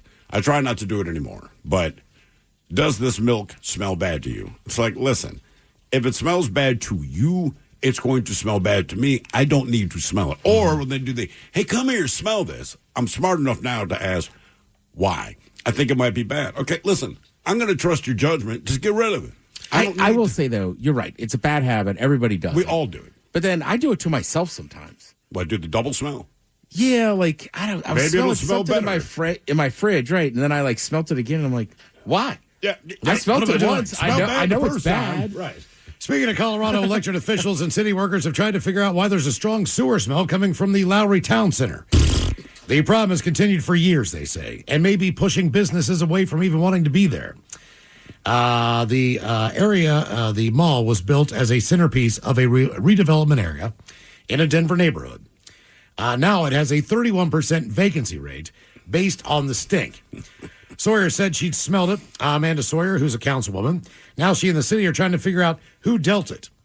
Our first report of this is from 2018, which we can find coming into our 311 system. It doesn't smell great. I've smelled it myself. One time, it's not a comfortable situation. Now, multiple businesses have reported the smell to her office, she said, including the owners of a local bakery, Petite Gâteau, who Sawyer's office said decided to leave after it could not take the smell anymore. I mean, as a customer, that's a right? bakery. I smell poop. I'm in your bakery. It's like, I don't want anything you have. Businesses are leaving that had long-term leases that were not expected to leave. One of those was Smashburger. Court records show that Kimco sued Smashburger last May after the burger chain said to hell with it and vacated its location with roughly 7 years remaining on the lease. In a legal response, Smashburger said the odor was a central reason for its departure, stating it had rendered the premises unfit for operating a restaurant. Who would want to eat there? Yeah. Smashburger also filed a claims with the mall, saying they knew about the odor problem before Smashburger signed the lease in 2021. Our question, what was the source of the stank? 206-803-ROCK. I know, it's not funny, but like, I'm trying to run Smashburger. Everyone's just like, I'm not hungry, dude. Just give me a drink and I'm out. That is one place you cannot have terrible smells. Yeah, I mean, I get why they left, but I love that they're like, we're going to sue you for leaving. Like, dude, it smells like butt. We serve food. Like, these two things do not work together. Yeah. Ever. Hello, Jim. Welcome to the men's room. Hey, it's Scott with Northwest Sleep Solutions in Fairhaven. Check out this review from one of our customers. I recently bought a bed from Northwest Sleep Solutions, and I'm really happy I did. Scott and his staff were super informative, and the store felt much more welcoming than a typical mattress store. They were the only place in town with a 100% organic latex mattress, and they even hauled it up my stairs during delivery. I'm now sleeping better than ever, thanks to Northwest Sleep Solutions.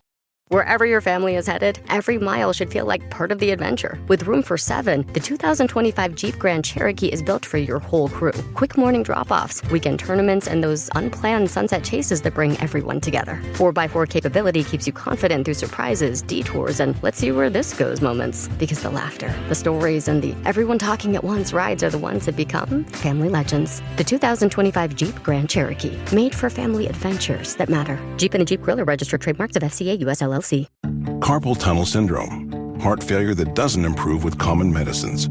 These are some signs and symptoms associated with ATTR-CM, or the cardiomyopathy of ATTR amyloidosis, a serious heart condition with symptoms that get worse over time.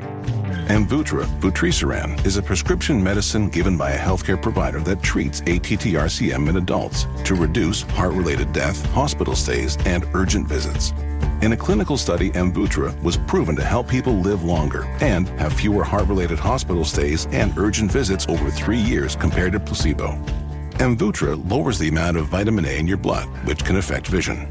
Other side effects include pain in the arms or legs, pain in the joints, and shortness of breath. These are not all the possible side effects of Amvuttra. For prescribing information, call 1-833-256-2748 or learn more at amvuttra.com. Ask your doctor about Amvuttra for ATTR-CM. Why have I asked my electrician I found on Angie.com to bury my pet hamster? I was so moved by how carefully he buried my electrical wires, I knew I could trust him to bury my sweet nibbles after his untimely end. This is very strange. Angie, the one you trust to find the ones you trust. Find pros for all your home projects at Angie.com. Bidding on a lighting project? Graybar makes it easy from design to delivery to job site logistics. Smart, scalable, and job site ready. Yep. Graybar does that.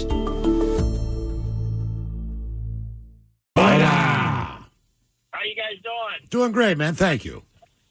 So my deal was that I went shopping a long time ago, and I bought some potatoes, a 5-pound sack of potatoes, because I love cooking French fries and stuff.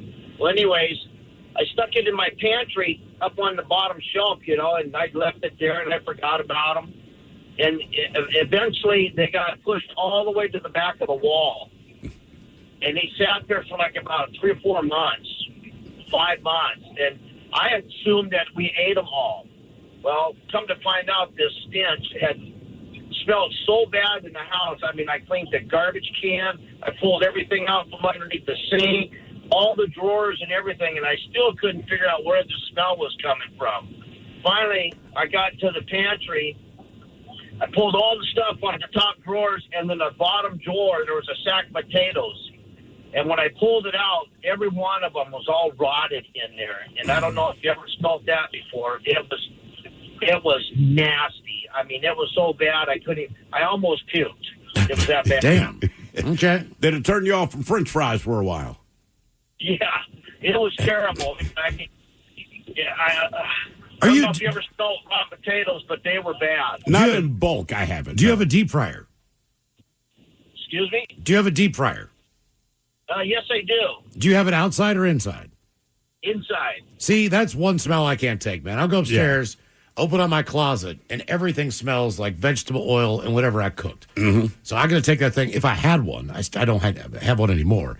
But if I did have one, I would have to take it out on the porch. We used it once and learned that lesson. Never thought about it because, I'd use them in restaurants and didn't realize how good the ventilation is, blah, blah, blah. So my wife, and this was like 15 years ago, we got the little, indoor deep fryer, and we are stoked, man. We're like, this is so awesome. And I want to say first thing we made, just like our own flavored potato chips. Something easy, right? Takes no effort.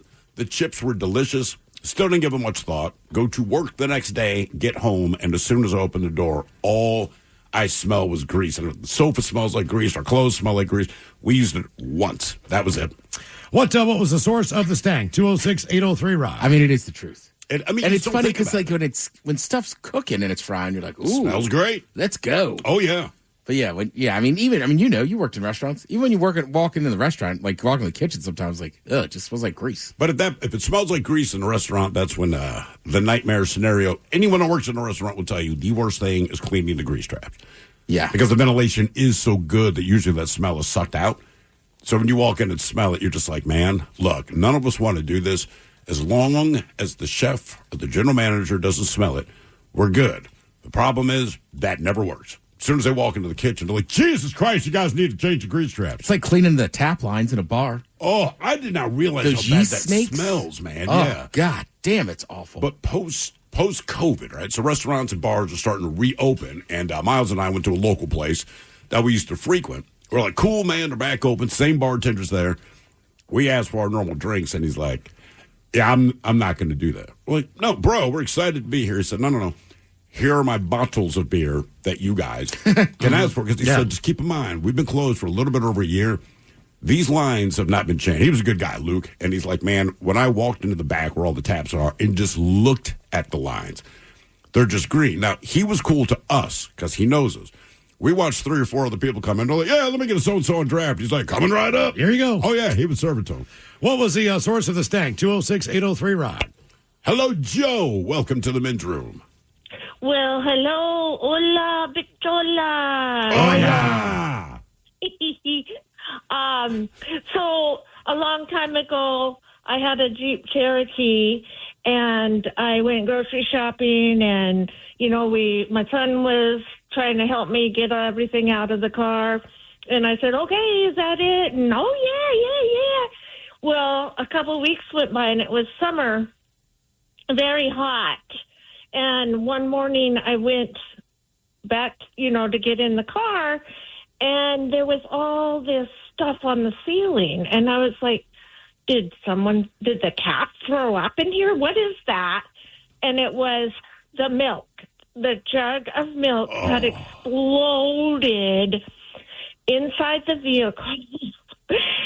And that was the worst smell I've ever had to deal with.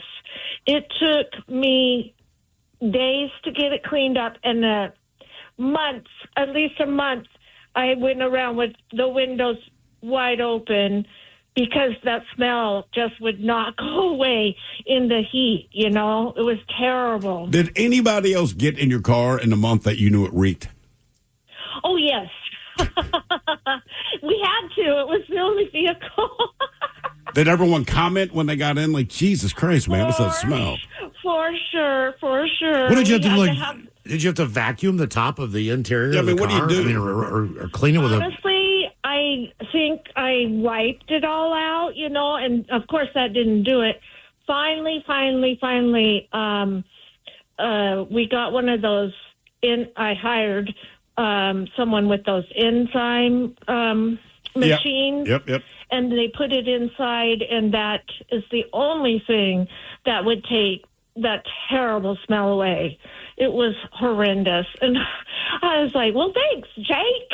No, what do you think it is? I'm just curious, right? Just if I walk into someone's house and the house smells like ass, you don't make a comment, right? Now, obviously, if I follow you in the bathroom, I'm like, good Lord, man, you dropped the heater in there. But Why is it okay to say it about someone's car but not their house? Right? You walk into someone, and we've all met people whose houses just smell odd to us. Yeah. But you don't say anything, right? But if I get in your car and it smells bad, for whatever reason, I have the green light to be like, dude, your car smells like S. Mm-hmm. And somehow people... My buddy did delivery for forever, and his car smelled like... Food delivery? Yeah. Yeah. It smelled like a mixture of onion rings, French fries, Sure. subs, pizza. I mean, it was just one of those places that had just about everything. Yeah. So you got in there, and it almost felt like, and he had cloth seats, it almost felt like there was a sheen of grease that you sat on when you got into his car. And I always had to roll the window down. Like, Brian, this thing is just, it's kicking in here. Yeah, but if you went into his house, you wouldn't say anything. No. Mm-hmm. What was the source of the stank? 206-803-ROCK. Hello, Colin. Welcome to the men's room. What's up, guys? How you doing? Hola. Doing well, ma'am. Hello. Yeah, the classic. There's always the classic milk ones in the car, man. Damn. But this isn't a story about milk. I was in the car. I mean, I was at the house. I was maybe 20, 21, 22, drinking with a couple girls and a buddy. And I was hanging out with my girl, and it was time for him to hang out with his girl alone, you know. And we get this like waft in the air, you know, and and the girl she tells me that girl Morgan has a yeast infection. And I was like, what? Wait, you could smell your buddy's yeast infection, his girlfriend's yeast infection in a different room? In a different room. Oh, God. In a different room. So being the friend that I am, I don't know how it came to occur. I don't know if the heater was on. I don't know what was on. What was wrong? But it was so bad. I texted him. I called him. I'm like, dude, let's go. You know, that's a true friend. Let's go figure out something to do. And so like, we dropped them off and just got out of there. But I don't blame him, man. That's a nice way to end it all. A yeast. I'm happy hearing about dead bodies. From Shinetown, Prince Smith is joining us at 4:30, and we get your emails coming up next from the men's room at KISW.com. Graybar helps you install faster and smarter with kitting, staging, wire carts, Graybar smart reels, and delivery notifications. We take the hassle out of your job site so you can focus on what you do best, working to make your job easier every step of the way. Yep, Graybar does that. Halliday presents, in the red corner, the undisputed, undefeated Weed Whacker Guy. Champion of hurling grass and pollen everywhere. And in the blue corner, the challenger, extra strength Halliday. Eye drops that work all day to prevent the release of histamines that cause itchy allergy eyes. And the winner by knockout is Halliday. Halliday, bring it on. Carpal tunnel syndrome, heart failure that doesn't improve with common medicines. These are some signs and symptoms associated with ATTR-CM, or the cardiomyopathy of ATTR amyloidosis, a serious heart condition with symptoms that get worse over time. Amvuttra, vutrisiran, is a prescription medicine given by a healthcare provider that treats ATTR-CM in adults to reduce heart-related death, hospital stays, and urgent visits. In a clinical study, Amvuttra was proven to help people live longer and have fewer heart-related hospital stays and urgent visits over 3 years compared to placebo. Amvuttra lowers the amount of vitamin A in your blood, which can affect vision. Other side effects include pain in the arms or legs, pain in the joints, and shortness of breath. These are not all the possible side effects of Amvuttra. For prescribing information, call 1-833-256-2748 or learn more at amvuttra.com. Ask your doctor about Amvuttra for ATTR-CM. Celebrate your unique story with Pandora Jewelry, crafted with meaning and exquisite artistry. From sparkling lab-grown diamonds to personalized engravings and heartfelt charms, Pandora offers endless ways to express what's in your heart. Pandora's rings, bracelets, and necklaces are so fun to mix, match, stack, and style. Every day is a chance to be love. Let Pandora Jewelry remind you that love starts with you. Shop in-store or online at pandora.net. Wasn't that delicious? So good. Your bill, ladies? I got it. No, I got it.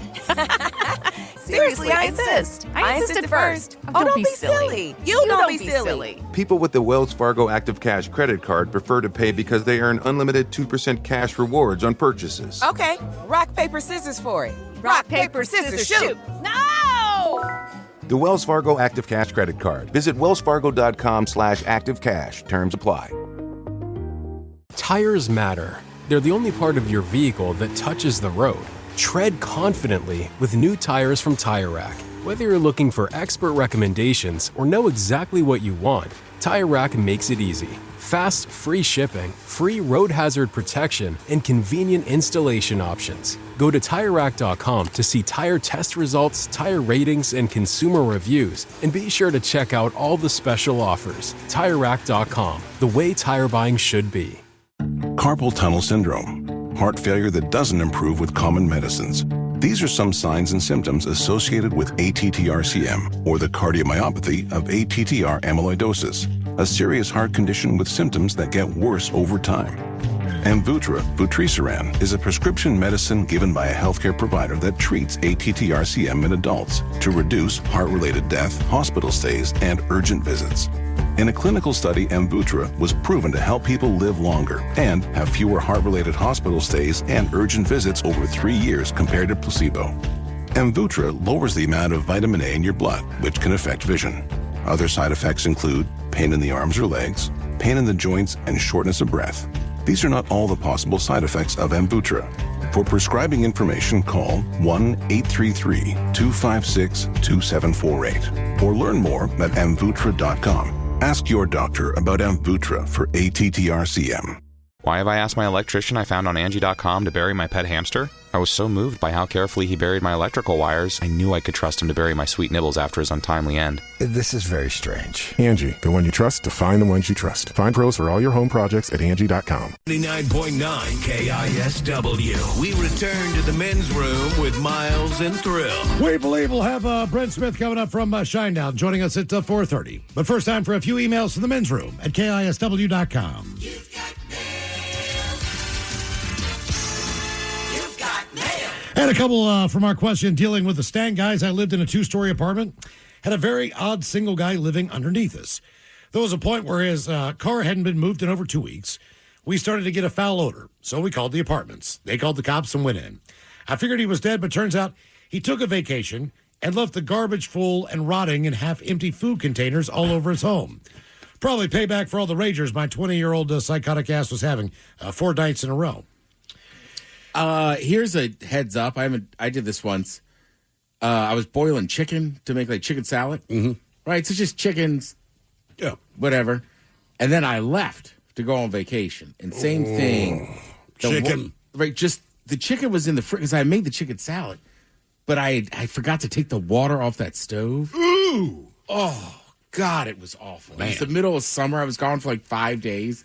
I just walked in. I'm like, what is that? I don't know what it is about chickens, man. Chickens and crabs. Somehow, when they decompose, I think that's some of the worst smelling stuff ever. Yeah, if I eat chicken wings at home, I feel like I have to take out the trash the next day. Just do. Yep. Guys, I hit a concrete septic tank reclaiming an abandoned mine site. When it broke, it oozed a thick black sludge with a smell I can't describe. And I've smelled a lot of nasty things. Why? What's that? I don't know. It just seems a weird thing to put in there. Like, I smell a lot of nasty. Yeah. I go out of my way to smell it, man. Like, I'm just saying. Why? Guys, my dog farts. He's a Boston Terrier. He can clear a room and burn your nose hairs. They are silent but deadly. My poor sister-in-law. Her colostomy bag exploded. Ooh. I've never experienced something so bad. The smell was thick. I swear I could taste it. That's so bad, man. Guys, I flew 2 climbers off of Lunch Counter on Mount Adams that have been there for 21 years covered in snow. Of course, they were dead. They still had some smell. One guy still had his glacier glasses on his face when we took him off the mountain. God.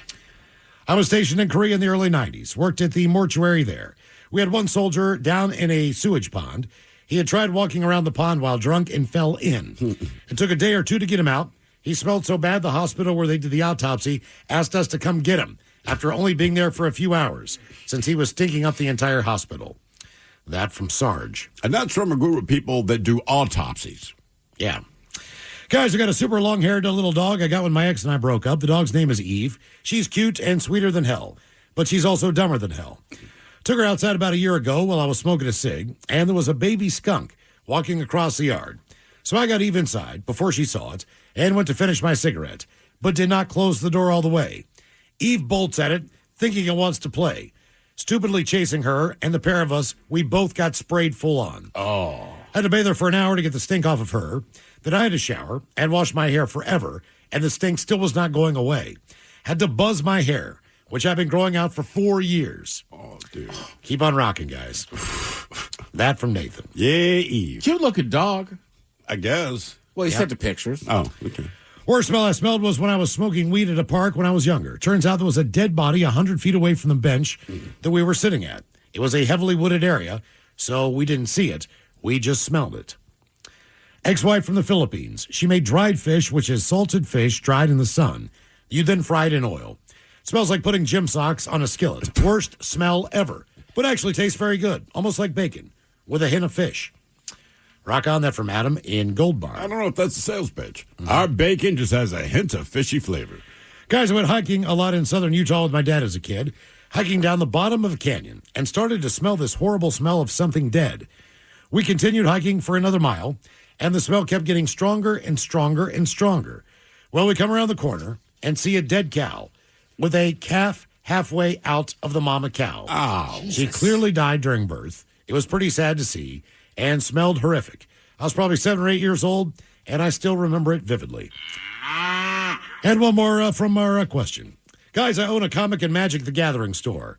Dog ass smells better than some of my customers. I believe that, man. I believe that, seriously. Like, even at the convention over the weekend, Emerald City, right? Most people are pretty well healed. They're in their costumes. Everyone's having a good time. And then there are those people, they're not in costume, but they look like comic book guy from The Simpsons, right? And it's just that vibe. That's who they are. And on 3 separate occasions and different people each time. And keep in mind, you were surrounded by thousands of people. You can smell this person. And it's not like armpit BO. It's just, I just don't bathe kind of BO, like years of sweat kind of stink, man.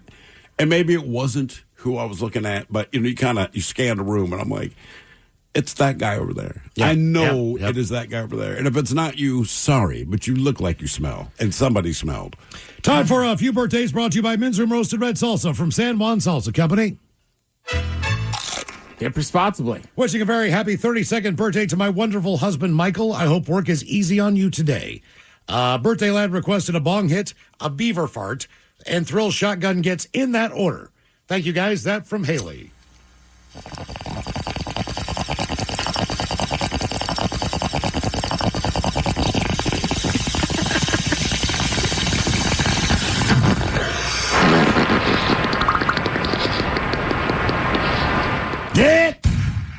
Get. Oliver Jones. Would you awesome chits be so kind as to wish my coworker Raymond a happy birthday? No. How about a backwards fart and Al hitting the window and some Coach Ted wisdom about hitting the jackpot at the casino tonight? Thank you so much. As always, you guys are the best. That from Christina in Auburn.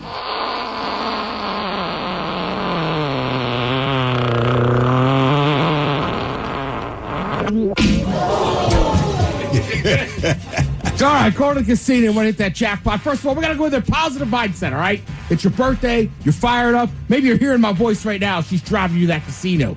You go in there. I don't know a ton about slots, but I know there's a system to it. Look at the old lady around you and go, what's the system for this one? And then play the same machine? Yeah, I tend to stick with the same machine. I don't know. Or immediately take one over from the old lady that hasn't hit yet. That's how I hit big at the Flamingo. Guys, it's my husband's day, 47th time around the sun today. Can you give him a shout out to the Dirty Germans talking about having fun as you get older? Maybe fish sandwich and some turtles too, please. $2 get a fish sandwich?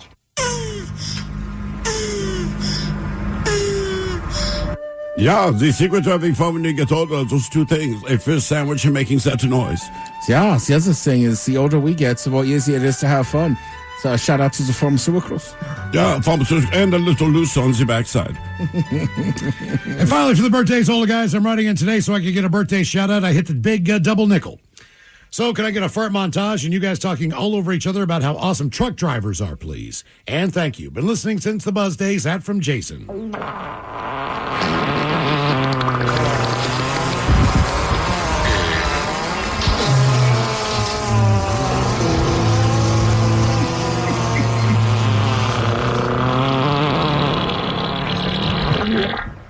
Well, truck drivers are awesome. I'll tell you why.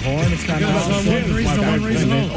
They can't smoke weed, which means there's no weed for me to smoke. Just want to keep that CDL license. You can't smoke any dope. So give me all your weed. Maybe that's not for me. And I'll smoke it for you. All right, guys, here you go. Happy, happy, happy birthday. Happy, happy, happy birthday. Happy, happy, happy birthday to you, to you, to you. Ya's a Dirty Germans brought to you by Men's Room Original Sausage. Available through Uli's World Famous Sausage, mensroomlive.com, and other fine retailers. Schweinefleisch. Edible arranges effortless joy all year with same-day and next-day delivery or local pickup. Edible makes gifting simple. Choose fresh arrangements, dessert boards, and big treats that arrive ready to gift. Perfect for birthdays, thank yous, anniversaries, or just because moments. Let Edible arrange the details so you can focus on celebrating the people who matter. Order online at edible.com or visit your local store to learn more. Carpal tunnel syndrome, heart failure that doesn't improve with common medicines. These are some signs and symptoms associated with ATTR-CM, or the cardiomyopathy of ATTR amyloidosis, a serious heart condition with symptoms that get worse over time. Amvuttra, vutrisiran, is a prescription medicine given by a healthcare provider that treats ATTR-CM in adults to reduce heart-related death, hospital stays, and urgent visits. In a clinical study, Amvuttra was proven to help people live longer and have fewer heart-related hospital stays and urgent visits over 3 years compared to placebo. Amvuttra lowers the amount of vitamin A in your blood, which can affect vision.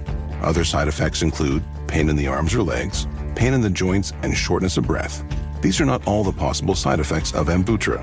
For prescribing information, call 1-833-256-2748 or learn more at amvuttra.com. Ask your doctor about Amvuttra for ATTR-CM.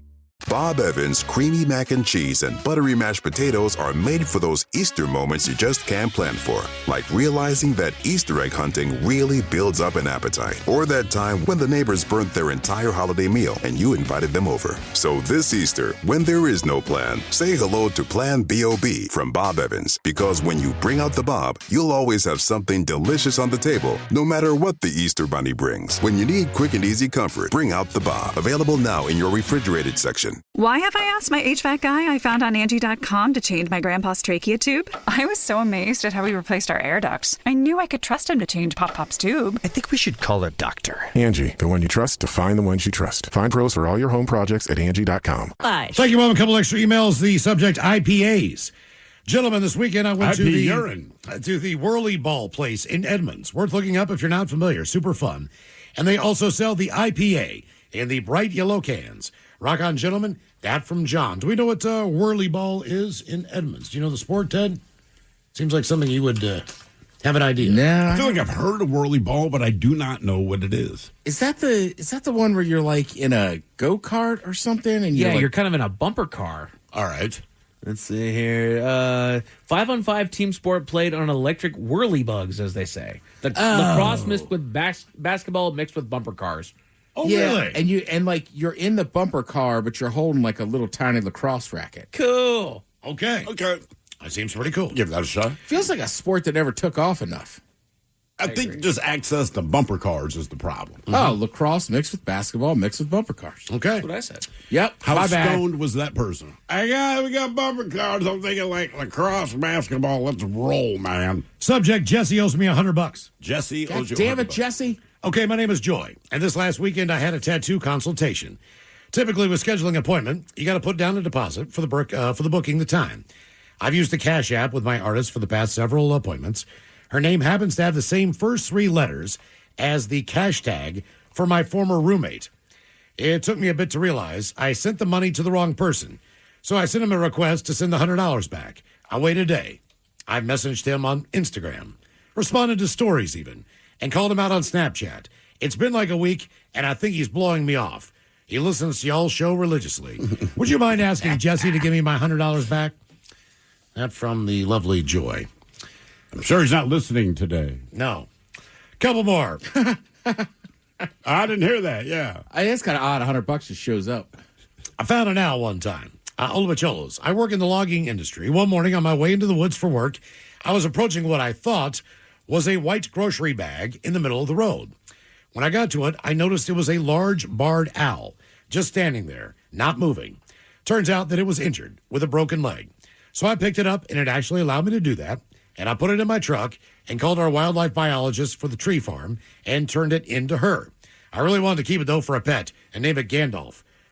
But I knew that wasn't realistic and probably illegal. It was pretty cool, though. I've attached some pictures of the bird. Is it illegal if I don't know much about owls, right? So I find an injured owl, I bring this thing home, I nurse it back to health, but the owl decides it wants to hang out with me, right? Is that illegal? I don't know. I've never heard of somebody having a pet owl. Me neither. Owls, I think, are pretty strong-willed, going to kind of do what they do. I just, like, if the cops came over, would they say, like, bro, you cannot legally own a barn owl? I think that'd be weird for you and the cop. Oh, yeah, officer, Yep. what statute? You know what? That'd be the question. Are you sure? I'm pretty sure the cop would be like, no, sir, I'm not sure. It just seems like there's probably a law against this. But no, I've never had to do this before. I don't know.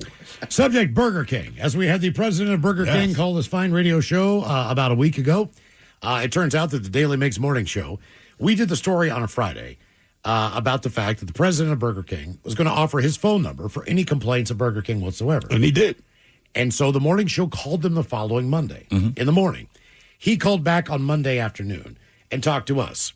So the subject is Burger King. Olivacholas. Rarely do I ever get so moved by a hard-hitting radio show built on nonsense, fart jokes, and questionable life choices that I feel compelled to send an email. But somehow, you guys ended up talking to the actual Burger King. Yes. You guys always do great interviews. This one was different.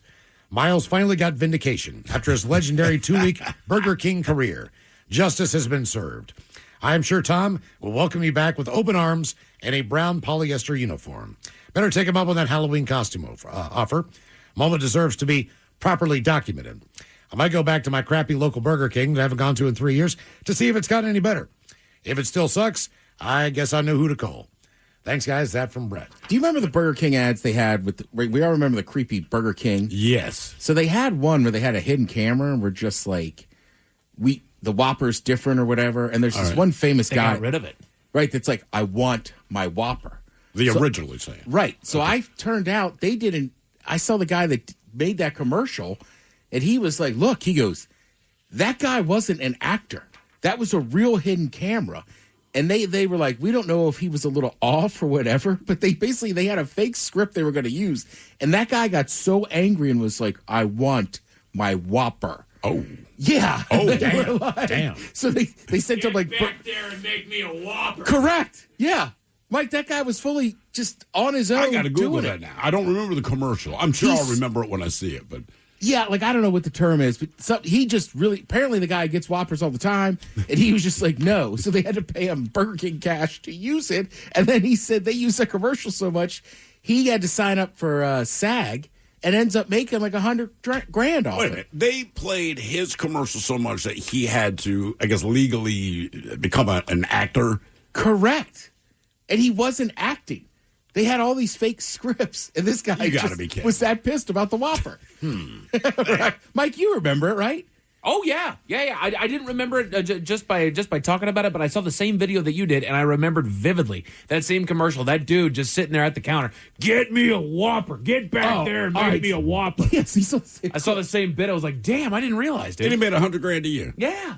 Look, let's just be honest. Burger King is kind of hot right now. It is. But all the reviews on the new Whopper have been very positive. I've been reading them. I'm following them now after we talked to that guy. Well, the reviews help, and then like I said, we talked to the guy, and I just imagined he was going to be stiff and all that. He was the exact opposite of that. He walked into the test kitchen on a video I saw today. And just like he said, he's like, I'm working on these fries because we talked to him about the fries. Yep. And he goes down there. He's like, the majority of the people loved the Burger King fries in the 80s. Let's do that again. So he's talking to the head, quote, scientist chef that he's got down there. Yeah. And they just cut the video, which means that he's dead serious about all the stuff he's trying to implement, which I think is impressive. He's a CEO, right? So I will say, full disclosure, like, obviously he knows what he's doing. Sure. He just has a personality. He does. For support So you like him. Right? Oh, my God. Like, I don't think that guy's a terrible person. He No. just got hammered for that ridiculous little bite. Like we said, there's a reason why big companies hire people to be your spokespeople, right? Yeah. And I think the McDonald's CEO, like, look, it's nothing against you, but why are you speaking to the public? Like, Bill Gates did not introduce Microsoft, new Microsoft stuff because publicly, he's terrible. Obviously, the man knows what he's doing. He has a fine product, but, like, dude, you're not the guy that should be speaking to the public. White Claw Cowboy, Ted. This one's for you. Nice. Ola Pacholas let Ted know that at Montana, the cowboy bucking, steer wrangling, Big Sky country itself outsold every state in White Claw sales. Montana Grizz and Montana State Bobcats will only agree on White Claw. LARP on and woof woof. That from TC. Hur, hur. You're the dog on the podcast. Brand new episode out today. By the way, I just got confirmation. If you do find an injured owl and you bring it home and you raise it as a pet, it is illegal, and the Washington Department of Fish and Wildlife, they will be the ones enforcing that. Okay. All right. So it's Ted, so odd for me and you with this one cop, like, prove it, dude. I can't, sir. Right. And you know that. Couple on brand loyalty. Subject salt. Guys, just heard the Friday podcast on the Odyssey app, as per usual. Anyway, the caller about the real salt, I remember stuff that. from Utah, is legit. I just happened to see it one day when looking for salt at Safeway. Well, it's a game changer, especially when you put a bit on, say, hard-boiled eggs or avocados. Ooh, yeah, good call. Cheers, gents. That from Zick. I got to try this stuff because, again, I remember the woman who called about it, and my thought was like, look, it's not that I don't believe you. It's just that when I need to buy salt, legitimately, I just look for the Morton's chick, right? Grab it and you're done. Brand loyalty again. Gentlemen, thinking about brand loyalty, two very different things stand out to me. I live in Gig Harbor, and for teriyaki and sushi, I only go to Tokyo Teriyaki, small family-owned place that I first went to in 2008 and continue to go to now. The other loyalties are hot sauce related. I pretty much always have the following three sauces in my home. Valentia, Crystal, and Sriracha. Always appreciative of your show. Take care of that from Paul, the OT. We almost bought some Valentia the other day. We were just going through the Or is it grocery Valentina? store. Valentina, probably. Either way. Valentina's a good one. It's got flavor and it's not too spicy. Well, you find it everywhere in Mexico, too. Oh. Right? And just there, like, if you go to a restaurant, like, they don't hide all the stuff like we would. It's just whatever products they use, you can clearly see. So we see that stuff everywhere. It's really good. And my wife and I were kind of staring at it for a minute. She's like, should we just buy it? And I would have, but I'm like, babe, we have so much hot sauce in our house right now. Like, let's get through some of that. Yep. And then we'll re-up. Yeah, it's pretty cheap. And one more Dude, for you, I too. know. I mean, just because I have it. I have that. Do you Frank's, have it? And then I have Old Bay hot sauce almost all the time. I have Old Bay and Frank's. I do have two of your three. Yes. Old Bay goes on a hard-boiled egg, too, Mouse. Yes, it does. And it's great. Ola Ted, as a bar restaurant I like in downtown Edmonds, and it's called Leftcraft. And I swear to God, they have the Willow Channel on right now, and I'm watching cricket and loving it. Rock on, brothers. That from John. Okay, I think we whiffed on the Brent Smith interview there. We'll try to get him on. to call us. Is he bullying us? Yes, See? he is. Stop calling us. You're supposed to be calling us about, the anti-bullying initiative, and then all you do is get us excited and let us down. We are running the communication circuit as we speak. Trying to get well, the no, situation we'll try to get him on tomorrow's show if we can, or on Friday, because the show's not coming up until April 4th. So Exactly. there we go. Coming up at 5:08, we'll drink a toast with the child of the day. You are listening to The Men's Room. At Strayer University, we help students like you go from will I to why not. For over 130 years, we've been innovating higher education to make it more affordable, accessible, and attainable so you can reach your goals. Go from thinking, can I, to yes, I can, and keep striving. Visit strayer.edu to learn more. Strayer University is certified to operate in Virginia by Chev and has many campuses, including at 2121 15th Street North in Arlington, Virginia. Not all heating systems or homes are the same, and that's why we don't do one-size-fits-all replacements. Angar Home Comfort's experienced design technicians come to your home, assess your layout, insulation, and energy use, and design a heat pump system that actually fits your needs. The result? Better comfort, quieter operation, and significantly lower energy costs. With our free in-home estimates, flexible financing, and even 0% options, upgrading has never made more sense. Call Angar Home Comfort today at 360-614-4543 to see what smart comfort looks like for your home. Edible arranges effortless joy all year with same-day and next-day delivery or local pickup. Edible makes gifting simple. Fresh arrangements, dessert boards, and big treats for birthdays, thank yous, or just because. Order at edible.com or your local store. Bob Evans Creamy Mac and Cheese and Buttery Mashed Potatoes are made for those Easter moments you just can't plan for.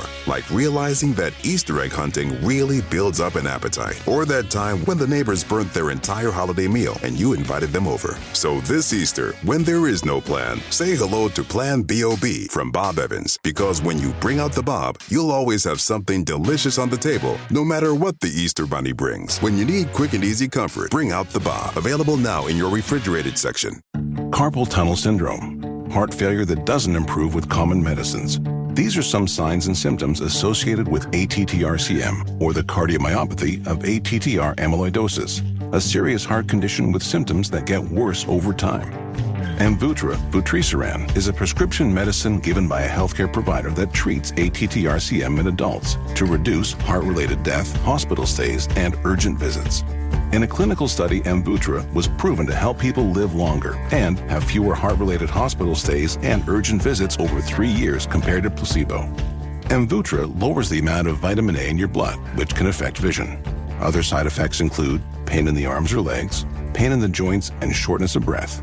These are not all the possible side effects of Amvuttra. For prescribing information, call 1-833-256-2748 or learn more at amvuttra.com. Ask your doctor about Amvuttra for ATTR-CM. 99.9 KISW. The men's room returns with Miles and Thrill. All right, coming up at 5:08, we'll drink a toast for the shot of the day. And we do have your headlines on the way at 5:50. But first, quick check-in with Mike Hawk and some of the stories and headlines he is not working on. Well, thank you, Miles. A new study found that AI chatbots will agree with you even when you're wrong. Well, sure. Right. They're supposed to. They do whatever you want them to. I know what they do. Yeah. Even if they give you really, really bad advice. Exactly. So don't... Because I feel like they're starting to get stories that are coming out that are like, well, my AI chatbot told me to do it. That is not a good reason to do something. That is not a voice of reason. That is not a guidant voice. That's random access memory. That's all you get there. Ballpark foods are a big staple of any game around the country, and the West Michigan Whitecaps have their newest offering. Ready for this, Ted?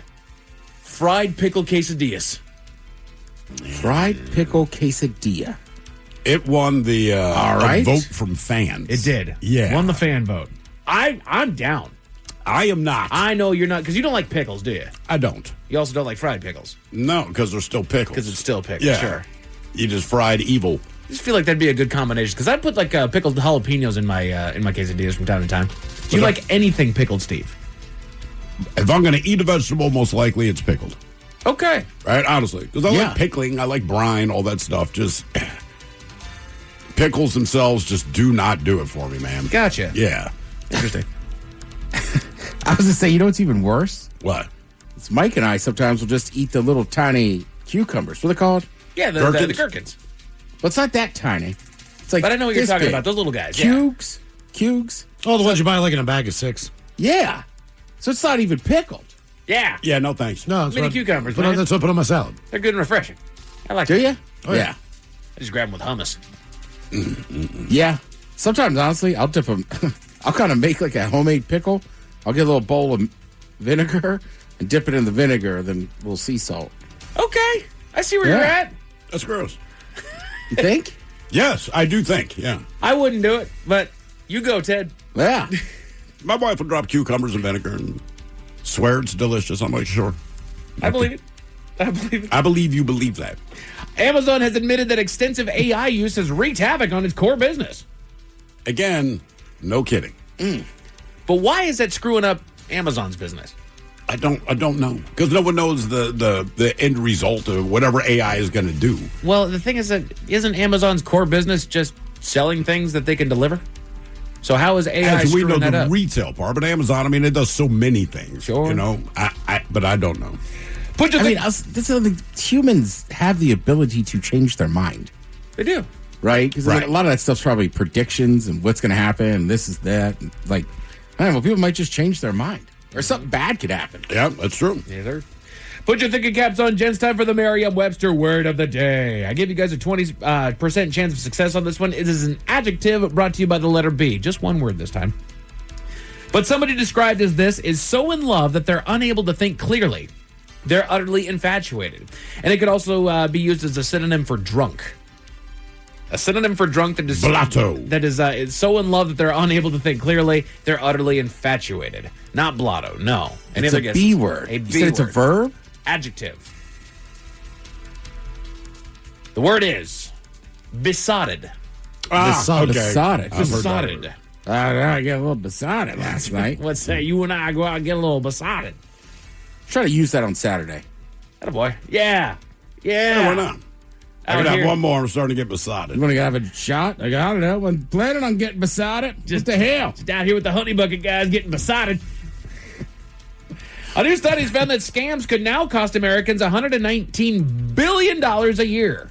That's why they keep doing the scams. I don't have enough to meet that bill. Yeah. What happens when you run out of money? What do you mean?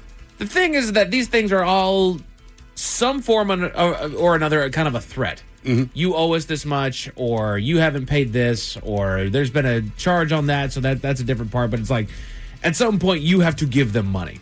So at what point, after the threats are done, because they're just holding you for ransom for a while, like when you eventually say, like, I literally don't have any more money, because you hear people that are getting thousands, if not millions of dollars just bilked out of them from these scams. Like, at what point does the scammer go, okay, your account is clear now, goodbye? Yeah. I mean, again, I think age plays a part in it. And then I think also some of the scams are very good. Absolutely. And once people get involved and you give them a little info, like, it's basically like a blackmail. Right. It absolutely is. You all right, Steve? I'm going to try not to hiccup a meat stick. Oh, yeah. That sounds like a good cough over there. Yeah, it's just lodged in my chest. Yeah. Beef stuff. That's where we like to have it. Right there in the chest. Well, it's still beef stuff. It is, but I'm not called beef stuff. Oh, not first time you had beef stuff in your throat. Thank you, Ted. Is that a chomp? Yes. Nice. Those are good, man. Damn it. They're everywhere, Ted. I know. According to a new study, men with low testosterone may pay a steeper health price for a high sugar diet. Yeah. Yeah. I guess. Yeah. I don't know the connection. I mean, that's how it works. You've heard of goat yoga. You may have heard of puppy yoga, but now Portland has a new edition of their own. Oh, boy. Snake yoga. No. No. God. How do you relax? I know. You don't. I saw that this morning and I cringed. I was on the toilet just looking up news stories and I saw that and it helped things along. That was not okay.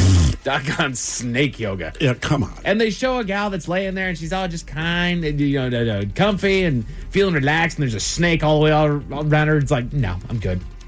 I don't get it. That is. First of all, I don't think you need animals to do yoga. I'm with you. But a snake. You know, the thing with the goat yoga and the cat yoga and whatever it was just, it has something cute in the room with you. Like, I don't think that helps you get more connected with your mind, body, and spirit. I don't think so either. I think it'd be distracting. Absolutely. I also just want to reiterate, years ago we had on that animal expert, and he's like, they're covered in salmonella. Right. And they're not cute and cuddly fuzzy. They're not loving. They're reptiles. They're just living their lives, and they might kill you at any point. I'm tapping out. You tapping out? You gonna get rid of it? You pull the trigger? Yeah. Go get it, bud. I got beef stuff stuck in there. Ah, criminy. Yeah, I also, I don't know. Snake guy, you don't need to show up. Yeah, I'm with you. Go ahead, leave them at home. They're just trying to kill you at all times. I've been to a torchlight parade, and you can just see the crowd splitting, and it's like, what is going on? It's like, oh, guy with giant snake around his neck's walking through. No, we're good. But you know what? That's far from the craziest health fad that we've heard of. The Men's Room Top 10. The Men's Room Top 10. Cha-ching. Trying to find it. It's around here somewhere. I know it. Oh, word. Thrill's gone. We can do the real show now. Yeah, we can. About damn time. Golly, that guy's dragging us down here. Oh, thank you, Miles. There we Miles go. is on it. So I went on here. This is from the New York Post, and these are bizarre, forgotten wellness fads that we're using, and what we're using instead. So is it like diet or like equipment? A little bit of diet, a little bit of equipment. So let's All see right. how much you guys remember here. The one that's out, Dr. Scholl's exercise sandals. Anybody remember these? No. Dr. Scholl's exercise Well, sandals. Dr. Scholl's actually are pretty comfortable. So they were wooden clogs, which gained popularity in the 70s, and they're designed to, quote, shape, tone, and firm your legs with every step you take. But the rigid, uncomfortable design drew complaints of painful blisters, leg cramps, and unsteadiness, never mind the incessant clacking sound. What were they, Dr. Scholl's what? Dr. Scholl's exercise sandals. They just look like a slide that was made of wood. Oh, I see. Yep. So now what's in is supportive sneakers. Many footwear brands have developed specialized athletic shoes, and sneakers have become a trendy staple. The healthiest ones won't help you burn calories on their own, but will be comfortable and supportive enough that they make you want to walk more. What were they? The shape-ups, I think, that jumped in there, what, Skechers? 5 years ago now? That 10 was years like ago? a big thing, too. And I feel like they were saying they'd help you lose weight or like get healthier. And then people were like, oh, they're just kind of a tennis shoe. They're just shoes. They just had a thick sole on them. So it made you move, like it increased your range of motion or whatever it was while you were walking, and so that it was apparently just going to melt the calories off you. I guess so. I don't know. It can't make you walk more. You have to want to walk more. Yeah, exactly. Oh, he's back. Good to go, Steve. Yeah, tastes like beef stick. Hooray! So we're just in case you missed it, we're covering the bizarre, forgotten wellness fads. Oh, wellness fads. Yeah. Did you ever know of the Dr. Scholl's exercise sandals? No, I did not know what is exercise sandals. No, They were basically a slide that was made of wood, and it was supposed to shape and tone your body. I mean, honestly, it just looks like something a woman would wear at the beach. Yeah. Okay. Just it's crazy uncomfortable. So it's doing good for you. Yeah, they're made of wood. Sauna suits. Big. Oh. You remember those? Yeah, we used to use them like in wrestling and stuff. Big sweats equals big weight loss was the promise. These suits made of synthetic plastic or rubber, they're supposed to trap body heat and maximize sweating for rapid but temporary water weight loss. If you didn't have a suit, you didn't need to have to sweat it. People fashioned their own gown out of their own out of garbage bags. Yeah, I would say trash bags was all the wrestlers in my high school, man. Do you know anybody that's got those one of those zip-up plastic saunas in their home? That you kind of just... No, I do not, but I've seen them. I've got two friends that have them, and they swear by them. Oh, God. They swear by them. They're like, they are awesome. Really? Increase your body temperature, you get a good sweat on. Due to risk of dehydration and heat stroke, some athletic associations banned sauna suits in the 70s. Really? Yeah. They were massive when I was in high school. I feel like I still see people wearing them sometimes. But I think if you're cutting weight, I'd be shocked if wrestlers still don't use them. Sure. I would almost guarantee they do, man. Cutting weight and doing stuff temporarily, yeah. That would probably work really well because that'll shed all the water right out of you. But what they're saying what is in now is high-tech body optimization. Fitness suits have since undergone a makeover, electrical muscle stimulation suits for one, featuring electrodes that deliver electrical impulses to muscles, intensifying workouts, improving muscle tone, and hastening weight loss. All right. I guess. Yeah. Do we need all the stimulation? Do we need the electrodes? Are we really at that point?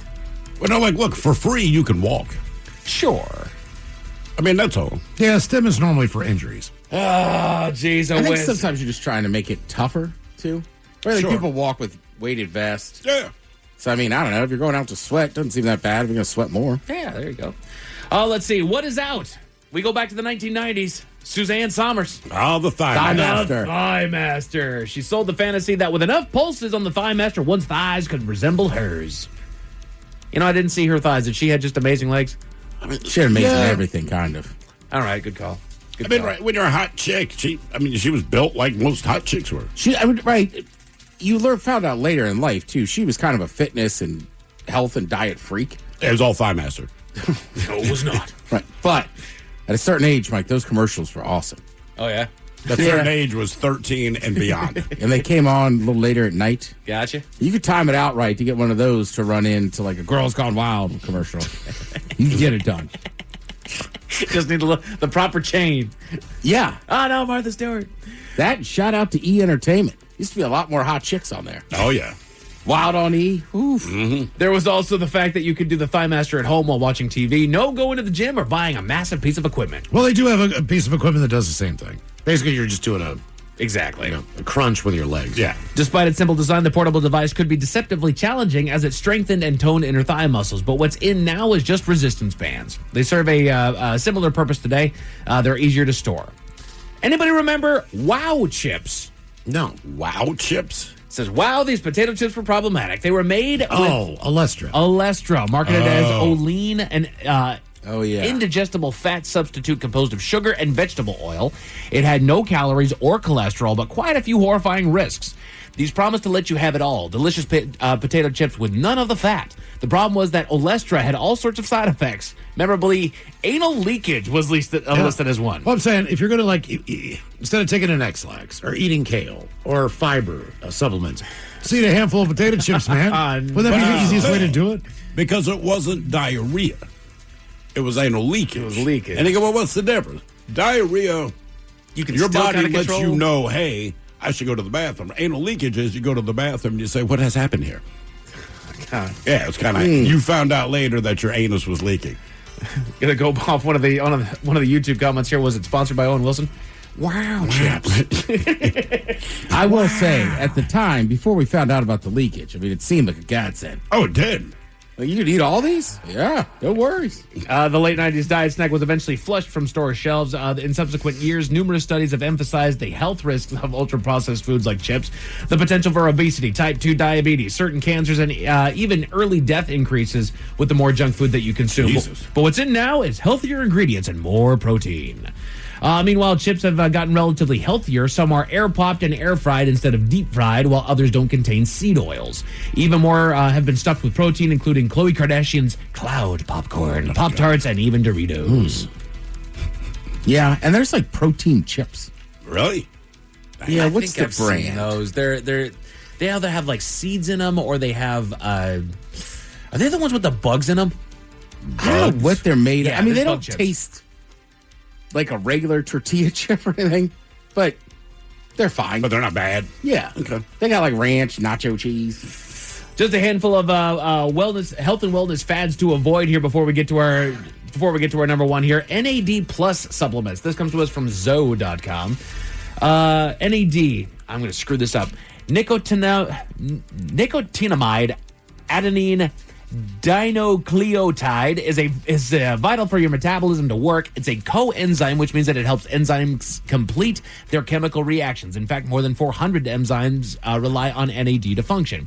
However, there's no good evidence that these supplements work. Although there's been a very little research, the author of a new review explains that supplementation has very few clinically relevant effects. So, and that's always going to be the issue with supplements. Right. There's that weird zone of like, they're not approved, but you can buy them. Sure. So you're just kind of going on what people say they work or not. Sometimes, I mean, it might be in your brain, but if it works, it works. Yeah, placebo works. They go with raw milk. Interest in raw milk has been rising since 2022, but interest has skyrocketed in recent months. Some online peddlers proclaim that raw milk contains more nutrients, useful enzymes, and probiotics than pasteurized milk. They also claim that drinking it will reduce the risk of developing allergies and infections. None of this is true. Raw milk significantly increases your risk of infections, particularly for young children, older adults, people who are immunocompromised, and pregnant women. Because it's raw. Because it's raw milk. We took the stuff out of it for a reason. I wonder how much different that tastes. Raw? Yeah, I know skim, 2%, vitamin D, chocolate. I don't know raw. I don't know. Is it a different flavor profile? Do they have raw chocolate milk? Right. Yeah, right. Drinking urine. Health and wellness fads to avoid. In some darker corners of the internet, certain influencers sing the praises of drinking their own urine, and it sounds like a bad idea, and it is. You might have heard that urine is sterile, but that is not true. Your body uses urine to remove stuff that it doesn't need, which includes bacteria, some of which can make you sick. That's why you pee it out. Yeah. Right. It's your body's waste. It's like eating out of the trash can. Yeah, don't be your own trash panda. No. Would you would not, put a straw that's in your urethra? In the lines draining out of your sink. No, I would not. I think I'd rather eat out of a trash can for a couple days than drink urine. I would. Yeah. Right? I'll find something in here. Oh, yeah. Electrolyte drinks. Electrolytes are minerals with a positive or negative charge when dissolved in water, and they're vital for your health. But do you need to drink electrolyte drinks every day, as some suggest? In reality, your kidneys keep your electrolytes in balance, so there's no need to drink them every day. In the same way that most people don't need multivitamins if they're eating a diverse, healthy diet. Yeah, I love my electrolyte drink in the morning. I'm with you though. They're delicious. Just for the taste. It just makes me feel more hydrated. Okay, and I don't know. Seems like. I don't know. I got into the habit of it, and that's just what I do. It doesn't taste. It tastes like I get the lemon lime. It kind of tastes like a cheap version of a Gatorade. All right. I dig it. Crockade. Now we'll head on back. This is going to be your last and final bizarre, forgotten wellness fads and what to use instead. Anybody remember what is the most ridiculous commercial for a piece of exercise equipment? Shake weight. The shake weight. It's the most sexually suggestive doohickey of the bunch. These desirable dumbbells launched in 2009 and quickly went viral thanks to a hokey as seen on TV commercial that highlighted their rapid oscillations. Yeah. Unfortunately, they were found to be no more effective at toning arms and shoulders than traditional dumbbells, which is what they suggest. An alternative is boring old dumbbells, which tend to do the trick, providing weight-bearing training. Well, obviously, because I think every male over the age of 13 would be real toned. Correct. And as I saw that, it was like, that's why Popeye's forearms are so big. He masturbates constantly. Yeah, olive oil, not giving it up. Yeah. No. I don't know how anybody looked at that and they thought that was going to do anything. I didn't think that anyone did until you shared this report. And you go, oh, okay. Maybe tone the arms a little bit. And I think I had a friend or two that got one, but you got it as a gag. You didn't get it no, man, I'm toning up with this. To be fair, we live in a place where we had to tell them, hey, don't eat Tide Pods. Yeah. So I guess the shake weight should not surprise us. Yeah, and I think people are always looking for something easy they think they'll do. So if somebody says, hey, do this for 10 minutes per arm, you're going to have guns. Right. I think people would just rather do that than go lift weights. You want easy? Get your 10,000 steps a day. An officer in Michigan stopped a driver suspected of driving under the influence, and you won't believe what gave it away, Miles. What did give it away? Tell you all about it at 5:50. Thank you, sir. Headlines are coming up at 5:50. In the meantime, have we made it to drinking time? Somebody out there deserves to be recognized. And the men's room knows just who it is. So to you, we say, bottoms up, sailor. You're the toast of our shot of the day. Drink time it is, and as usual, we head to the drink test and Steve a Thrill Hill to find out who we're toasting. Yes, indeed. And today we toast 50-year-old John Stevenson of Yorkshire, England. All right. Now, John is a tough guy, not just because he's a kickboxer. He's also pulled a number of high-profile vehicles, including the A-Team van, using only his bare hands. But those feats, they weren't good enough for John's satisfaction. He decided that he will pull a 4,000-pound car 50 meters using only his testicles. And when we say only his testicles, legitimately only his testicles. So a tow rope was tied around a silk scarf that was then tied around his dude berries before he began to pull. Keep in mind, he did not tie the silk rope around his own dude berries. He had a friend, and I'm going to add a very good friend, actually attached the scarf to his berries.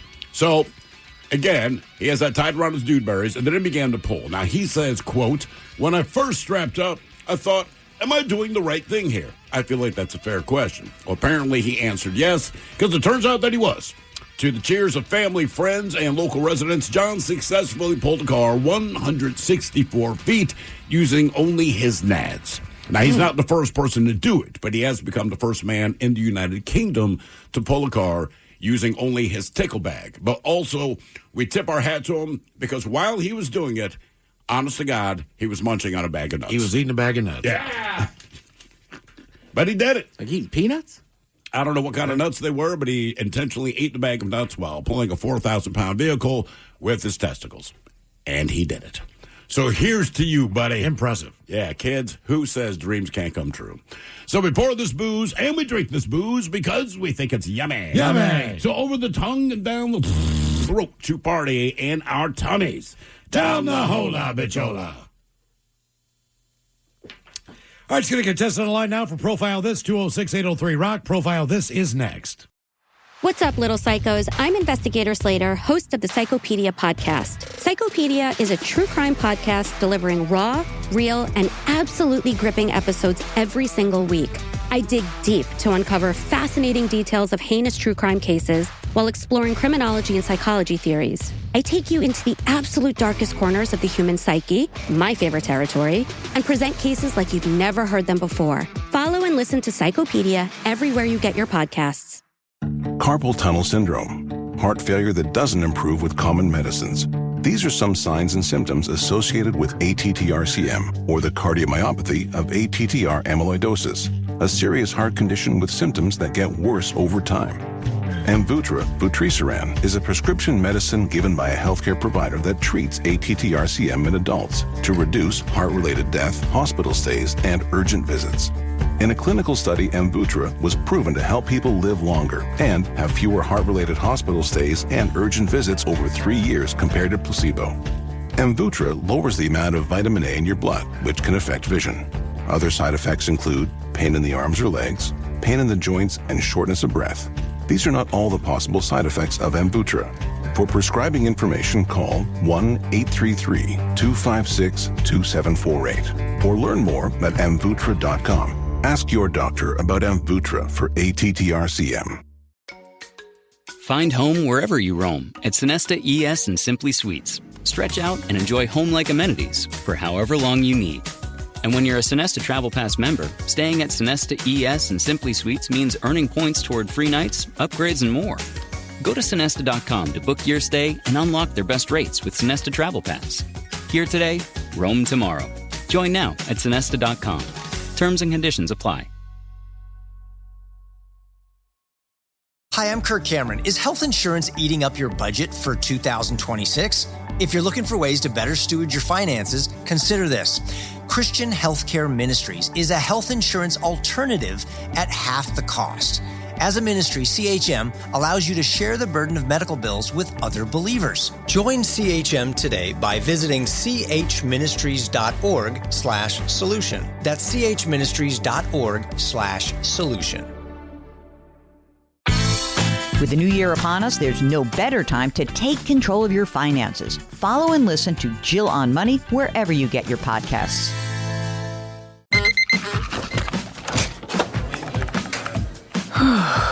You do it all. So why not get all the electrolytes? Hydrate better than water with new Gatorade Lower Sugar. Now with no artificial flavors, sweeteners, or colors. And 75% less sugar than regular Gatorade. New to the fridge, all the Gatorade electrolytes you love. Gatorade Lower Sugar. Is it in you?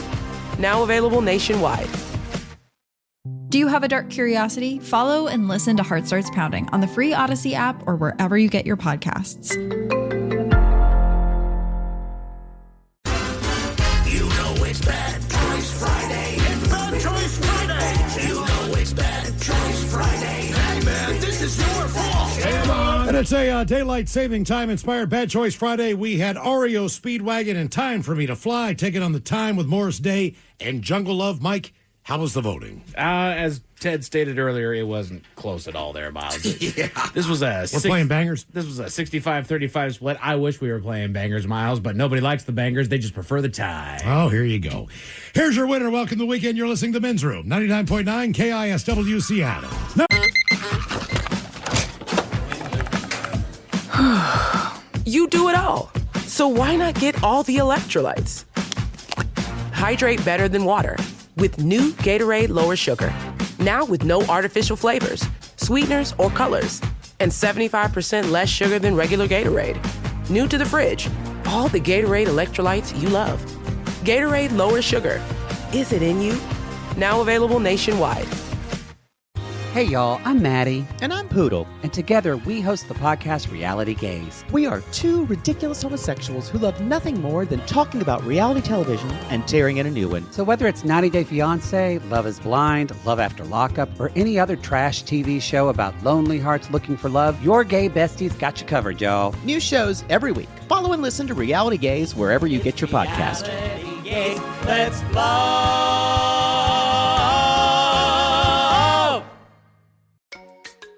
Find home wherever you roam at Sonesta ES and Simply Suites. Stretch out and enjoy home-like amenities for however long you need.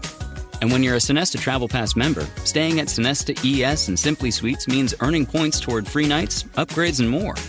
Go to Sonesta.com to book your stay and unlock their best rates with Sonesta Travel Pass. Here today, roam tomorrow. Join now at Sonesta.com. Terms and conditions apply. Now, for all TV news all the time, it is time for TV Time with Ted. And now, because your pathetic life is confined to countless hours in front of a talking box, the Men's Room presents TV Time with Ted. All right, your choices today. You got the Jimmys, Fallon and Kibble, Seth Meyers, Colbert, Steven, or Ted Smith. Is it Ted or is it late night? That is right there. The Title Lights guys have teams of talents and writers help them come up with their monologues each and every night. It is up to you to determine, is this an actual late night joke and from whom, or could it be a The Ted Smith original? A dog in England gave birth to 17 puppies, which is believed to be the largest ever litter of Irish doodles. Yeah, you didn't have to tell us she was Irish. Seth Smith. Seth Meyers. And finally, a dog in England recently gave birth to a litter of 17 puppies, which is believed to be the largest ever litter of Irish doodles. Yeah, you didn't need to tell us she was Irish. California man was recently sentenced to 4 years in prison for allegedly stealing $1,000 worth of Pokemon cards. But if his cellmate asks, he killed a man. The Ted Smith, yeah.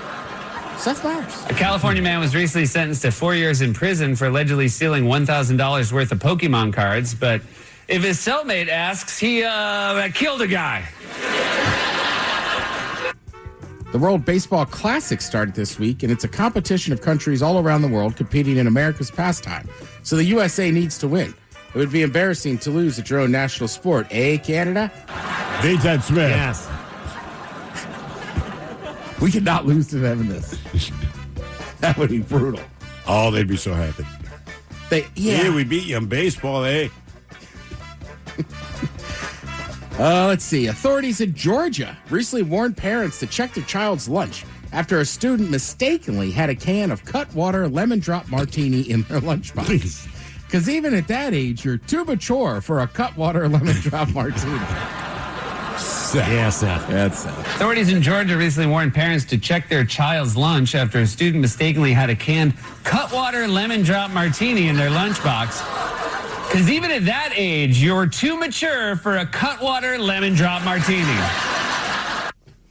I still think people need to realize, like, you need to look at the alcohol percentage. Yeah. On stuff. Right? Just because it's in a can, they're not all the same. So that's why people keep getting all messed up on these Cutwaters. It's like, well, look at the percentage of some of them. What is the average percent, or do you know? I think it changes by flavor. Oh, really? Okay. Yeah. So, I mean... That's comforting. Right, like most light beers, I think, are what, 4%? Around 4.2 right. Something, or 3.7, right? Then you got, like, IPAs that can get up to, like, 7 or 8. Mm-hmm. Yeah, it gets up there. This is kind of interesting. Some of Hollywood's greatest treasures being stored in Kansas in a salt mine. Makes sense. Yeah. You believe it or not, mines and caves, if you want to preserve a lot of things, you put them in there. So, for example, most of the major cycling teams in the world store all their stuff in caves or in mines because especially their tires. So every tire that they use, they store in those facilities.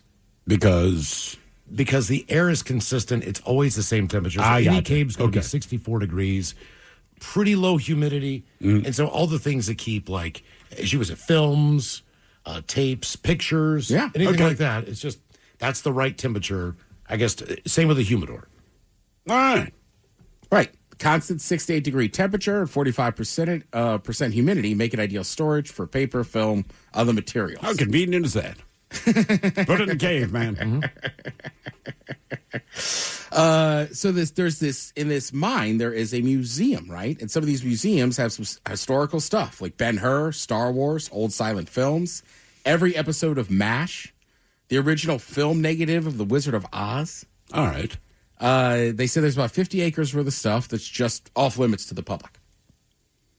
They have a bunch of stuff in there. What was I going to say? Newspapers talking about Lincoln getting shot. Damn. Yeah. and they have the Batman suit with the nipples. They do have that one. They got the clothing. I like how they point out, the one with the nipples.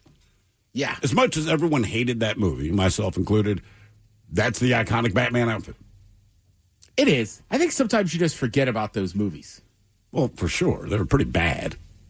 But you bring up the nipples, people are like, oh, yeah, I know that one. Well, the one with Robin wasn't great either. That was Nipples. Oh, that was Nipples. Uh-huh. That was the Nipples the Clown one? Yeah, Nipples the Clown. Right, because the Batman franchise, it kind of fell off, and then it came back strong with Christian Bale. Right, they kind of took a different direction. It wasn't silly. Well, and Batman's always done that, right? Because I grew up on the Adam West Batman. Yep. And then there was the cartoons that I remember started showing up, The Dark Knight. Mm-hmm. And it's always kind of that brooding whatever. Again, the last Batman. They talk like this. Yeah, the last Batman, I call him Emo Batman. I just couldn't take that dude. Who was the guy? Robert Pattinson? Yeah. My thing was the way the volume was done, I could not understand what people were saying because everyone talks. Everyone was whispering with those big cinematic things behind them. Yeah. So you have this big score going on and they're whispering, and I'm just like, I cannot figure out the settings on this so I can even hear them. So I got it jacked up to like 40 on my TV. I can't hear you. You hire a sound engineer. I would think, fundamentally speaking, that would be the first thing you do is just EQ the balance, right? If they're having dialogue, but also there's action going on, people need to hear what they're saying. I mean, I think they consciously made it that way. I don't get the reason. But I'm with Miles. I feel like I could hear the raindrops when I could hear Batman talk. Yeah, it was frustrating. That's why actually I turned it off. I was like, I can't hear this. Yeah. I did like, also with The Dark Knight and like that first one with Christian Bale, like, why don't we get to see more of like Bruce Wayne living a billionaire lifestyle? Because that's not what the movie is. But I mean, he's he's a billionaire. Sure. Show him at fancy parties, drinking champagne. So you want to see him thrown down as Bruce Wayne. Correct. Yeah. Then I'll be right back, fellas. I got some Batman stuff to do. Yeah. Like imagine Batman, and here's one. Miles will like this. What if Bruce Wayne is at the Masters? You're not allowed to use your phone. Can't do anything. Send up the bat signal. Bad things happened. Right. So then because he's at the Masters. And right? then he's eating a pimento sandwich. Next thing you know, half of New York's gone. I'd like to see him talk to Alfred like, hey, look, man, I got a call, but honestly, dude, nipples on, nipples off. What are we talking here? Let's go with the nipple. No nipple. One nipple. One. All right, Alfred, I got you. One nipple. I think everybody in here is a fan of Anchorman. Sure. So obviously Christina Applegate was in that. She was on The View on Wednesday and basically said she was going to turn down the initial offer. She thought it was well below her male co-stars and a little offensive. So she turned it down. But Will Ferrell and director Adam McKay, they wanted her so much, they basically just went into their own pockets and were like, we'll pay the difference. Nice. Yeah. They bumped her salary up to something she could accept. I shouldn't say not great, but she would accept it. Correct. And honestly, I just watched the Sex Panther scene the other day. Mm-hmm. I did not realize that some of that was off script. Oh, really? Right. So like that line that it works every time, 60% of the time. Yeah. Paul Rudd made that up. And Will Ferrell just doesn't miss a beat and goes, that doesn't make sense. Right. But then okay. he specifically, I guess now they're talking about it, he's like, look, I was just trying to make a break character, but he's so good. Right. He just rolled with it. That's kind of fun. All right. Well, it really stings the nostrils. Smells like Bigfoot. Obviously, Christina Applegate was super pumped. They got a good offer. She said, thank God they did. It was one of the best experiences of my life. And obviously, they kind of helped her career again. Mm-hmm. Sure. A little resurgence there. She hadn't been doing much. Yeah. And Anchorman, I mean, that's one of those comedies that to me stands the test of time. It is because it's so stupid. Correct. It's just so dumb. Like, look, man, it is what it is. And there's another one out there of just the outtakes that they were able to put into a different kind of movie. Really? It's kind of like an underground Anchorman. Okay. Like a dirty one? Yeah. Just all the jokes they didn't include that they attempted, though. Let's see. What do you do this weekend? I mentioned it earlier. If you're a baseball fan, the World Baseball Classic, it's a little bit tougher because they're playing it in the beginning of the season. Yeah. So, in football, generally, I say when the season starts, I feel like the defense has the advantage. Always. What do you think, Miles? I don't know who has the advantage now, the pitchers or the hitters? I would have to say the pitchers because the hitters haven't seen them. They haven't seen as many pitches. Yeah, and it's kind of wild. I forget what team it is. Some other country. The guy's like a plumber. And then every 3 years, they dust him off and go, hey, you got to go throw to Major League players. Really? Yeah. Yeah. Kind of a cool side gig. It is. Kind of funny. Let's see. But I had it on here. Saturday Night Live. Oh, Ryan Gosling's hosting. I know that excites you. It does. And Gorillas are the musical guests. A lot of people like Gorillas. Cool. If you're a psychopath like me, good news. F1, Formula One is back, and it's one of the few rare ones on the West Coast of the United States. 8 p.m. Is the start time. Lights out, and that's the Australian Grand Prix. Pierre Gasly, let's finish the top 10, son. Thank you, Tim. We appreciate it. You're listening to The Men's Room. Men's Room returns with Miles and Thrill. Now, let's see what's happening in the real world. All right, here we go. An Ohio woman calls the cops after a raccoon broke into her home. Every day for a week.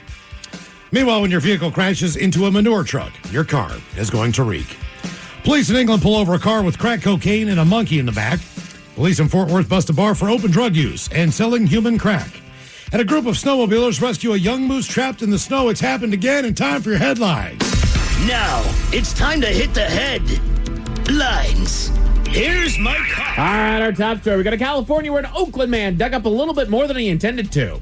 He admits to police that he was doing a little bit of digging in search of some buried treasure. And as one does while digging, he was flying on methamphetamine. Yeah. Who hasn't just gotten high on meth and got a little treasure hunting? Let's tell us how much treasure hunt. I'm going to dig to China. Going, man.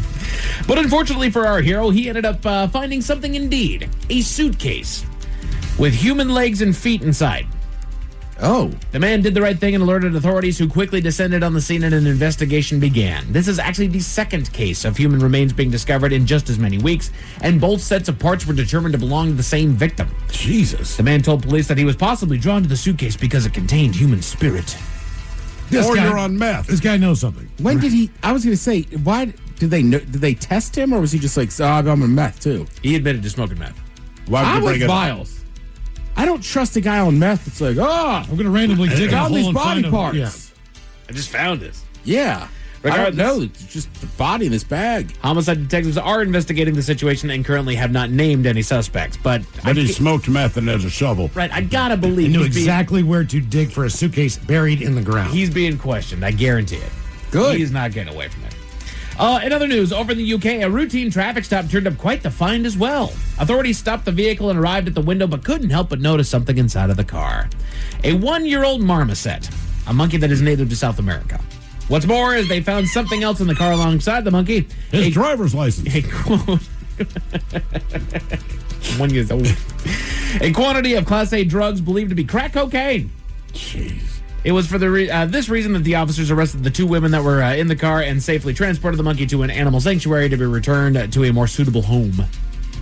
One with less crack. Right, why are you driving around with a monkey and crack? It's a bad combo, man. It is. It really is. I want to see where your life goes to where, at some point, there's a snapshot of a little 12-year-old girl. It's like, guess what? In like 20 years, you're going to end up being pulled over by cops with a monkey and crack cocaine in your car. I think that's the way we have to talk to kids, right? They have like the DARE program. Yeah. We need to invent a time machine and bring their future selves forward. Exactly. So it might be like, hey, Billy's back to eating glue. You're going to end up being a CEO. Billy says, all right. Cool. Then you have the, hey, little girl up there. Yeah, you're a straight A student. Yeah, why'd you get pulled over with crack and a monkey in your car? Right. That's what you make good decisions. What happened? We go to Pennsylvania for a story right out of Back to the Future. Authorities were called to the scene of a crash on a local highway in the early morning hours. They arrived to find quite the mess as one car rear-ended a tractor and trailer, sending the trailer into the path of oncoming traffic, causing another vehicle to hit it.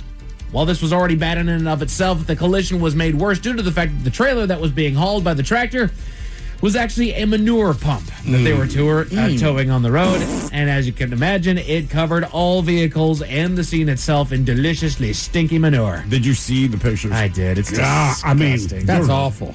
Everything was covered. I think covered is almost an understatement. Yeah, Back to the Future doesn't get it right. Oh, no, he's covered in piles of soft, dry manure. No, it's liquid. It's slosh. That's what got my life started on crack and monkeys. There you go.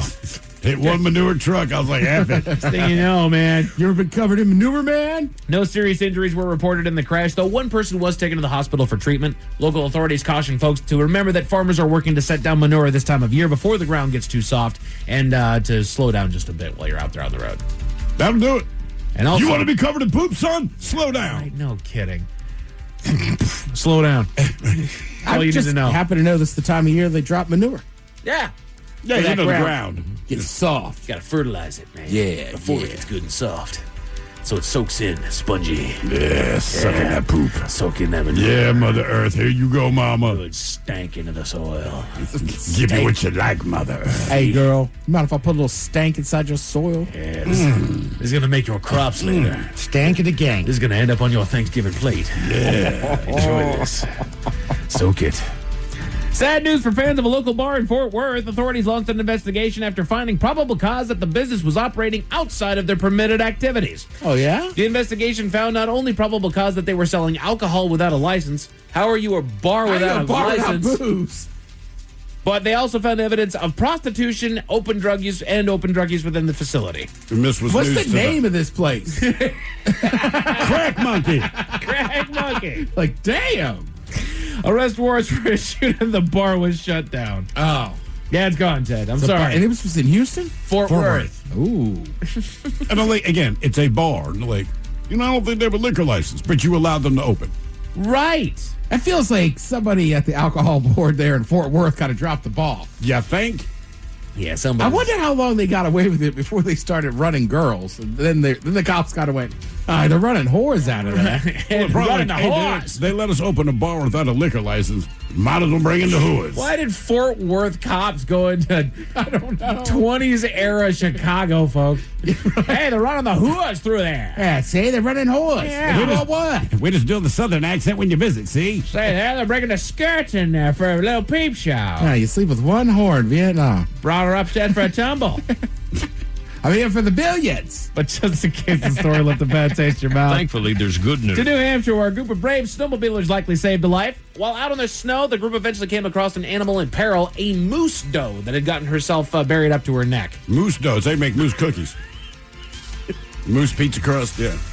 Look at that, moose dough. I thought it was their currency. Yeah. Moose doe. I got to pay this moose dough, man. We got Apple Pay. We also take moose dough. That's Canadian currency.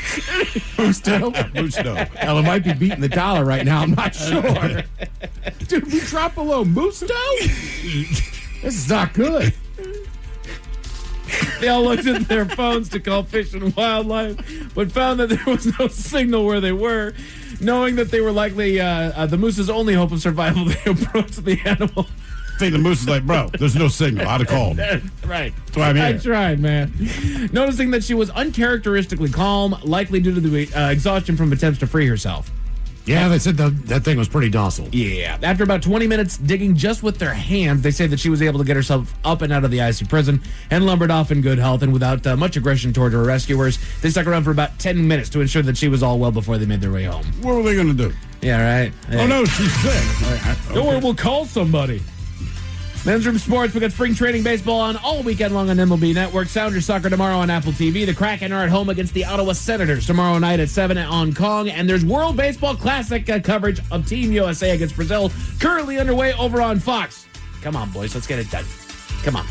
As far as your weather, lots of clouds, rain, and temperatures ranging from 48 to 55 all weekend long. So enjoy that. That's it for your headlines. With that, have a great weekend. Mike Hawk is out. Thank you, sir. Appreciate it. Don't forget to spring forward there on Saturday night. Enjoy the weekend. The lovely Jolene's coming up in just seconds. Yes, indeed. It's all true. But in the meantime, well, we be all about this bitch. So until Monday, please do what you do best. And for Aletha's sake, stay beautiful. The Men's Room has been taped before a live studio audience. Wardrobe and makeup provided by Mantastic Limited. This has been a presentation of the Men's Room Radio Network. Oh, man! A Double Flush production. Picture this. You're immersed in a forest of aspen and pine, awakening with signs of springtime. Or carving a beautiful arc across a freshly groomed slope. Or sitting at the ski beach, soaking up the clear blue day with good friends. If you saw it, then you're the mountain kind. Learn more at visitparkcity.com. Hey everyone, I'm Josh Radner, and I am so excited to tell you about How We Made Your Mother, a rewatch podcast looking back at How I Met Your Mother. And I'm here with Craig Thomas, who co-created the show along with Carter Bays. Hi, Craig. Hey, Josh. Somehow it has been 20 years since the show premiered. I'm going to check the math on that. 10 years since it went off the air, and we thought that made this a perfect time to look back, see what the hell we did, and why the show still seems to resonate with fans around the world today. Follow and listen to How We Made Your Mother wherever you get your podcasts. Carpal tunnel syndrome, heart failure that doesn't improve with common medicines. These are some signs and symptoms associated with ATTR-CM, or the cardiomyopathy of ATTR amyloidosis, a serious heart condition with symptoms that get worse over time. Amvuttra, vutrisiran, is a prescription medicine given by a healthcare provider that treats ATTR-CM in adults to reduce heart-related death, hospital stays, and urgent visits. In a clinical study, Amvuttra was proven to help people live longer and have fewer heart-related hospital stays and urgent visits over 3 years compared to placebo. Amvuttra lowers the amount of vitamin A in your blood, which can affect vision. Other side effects include pain in the arms or legs, pain in the joints, and shortness of breath. These are not all the possible side effects of Amvuttra. For prescribing information, call 1-833-256-2748 or learn more at amvuttra.com. Ask your doctor about Amvuttra for ATTR-CM. Hi, I'm Kirk Cameron. Is health insurance eating up your budget for 2026? If you're looking for ways to better steward your finances, consider this. Christian Healthcare Ministries is a health insurance alternative at half the cost. As a ministry, CHM allows you to share the burden of medical bills with other believers. Join CHM today by visiting chministries.org/solution. That's chministries.org/solution. Your home holds the story of your life. Renewal by Andersen windows are built to weather every season with you. They frame the little moments. Look, Daddy. And the big ones, from first steps to graduation to new beginnings. While life keeps moving, our windows stand strong through every chapter. Let Renewal by Andersen be part of your story. Windows built to last. Visit renewalbyandersenhome.com to learn more.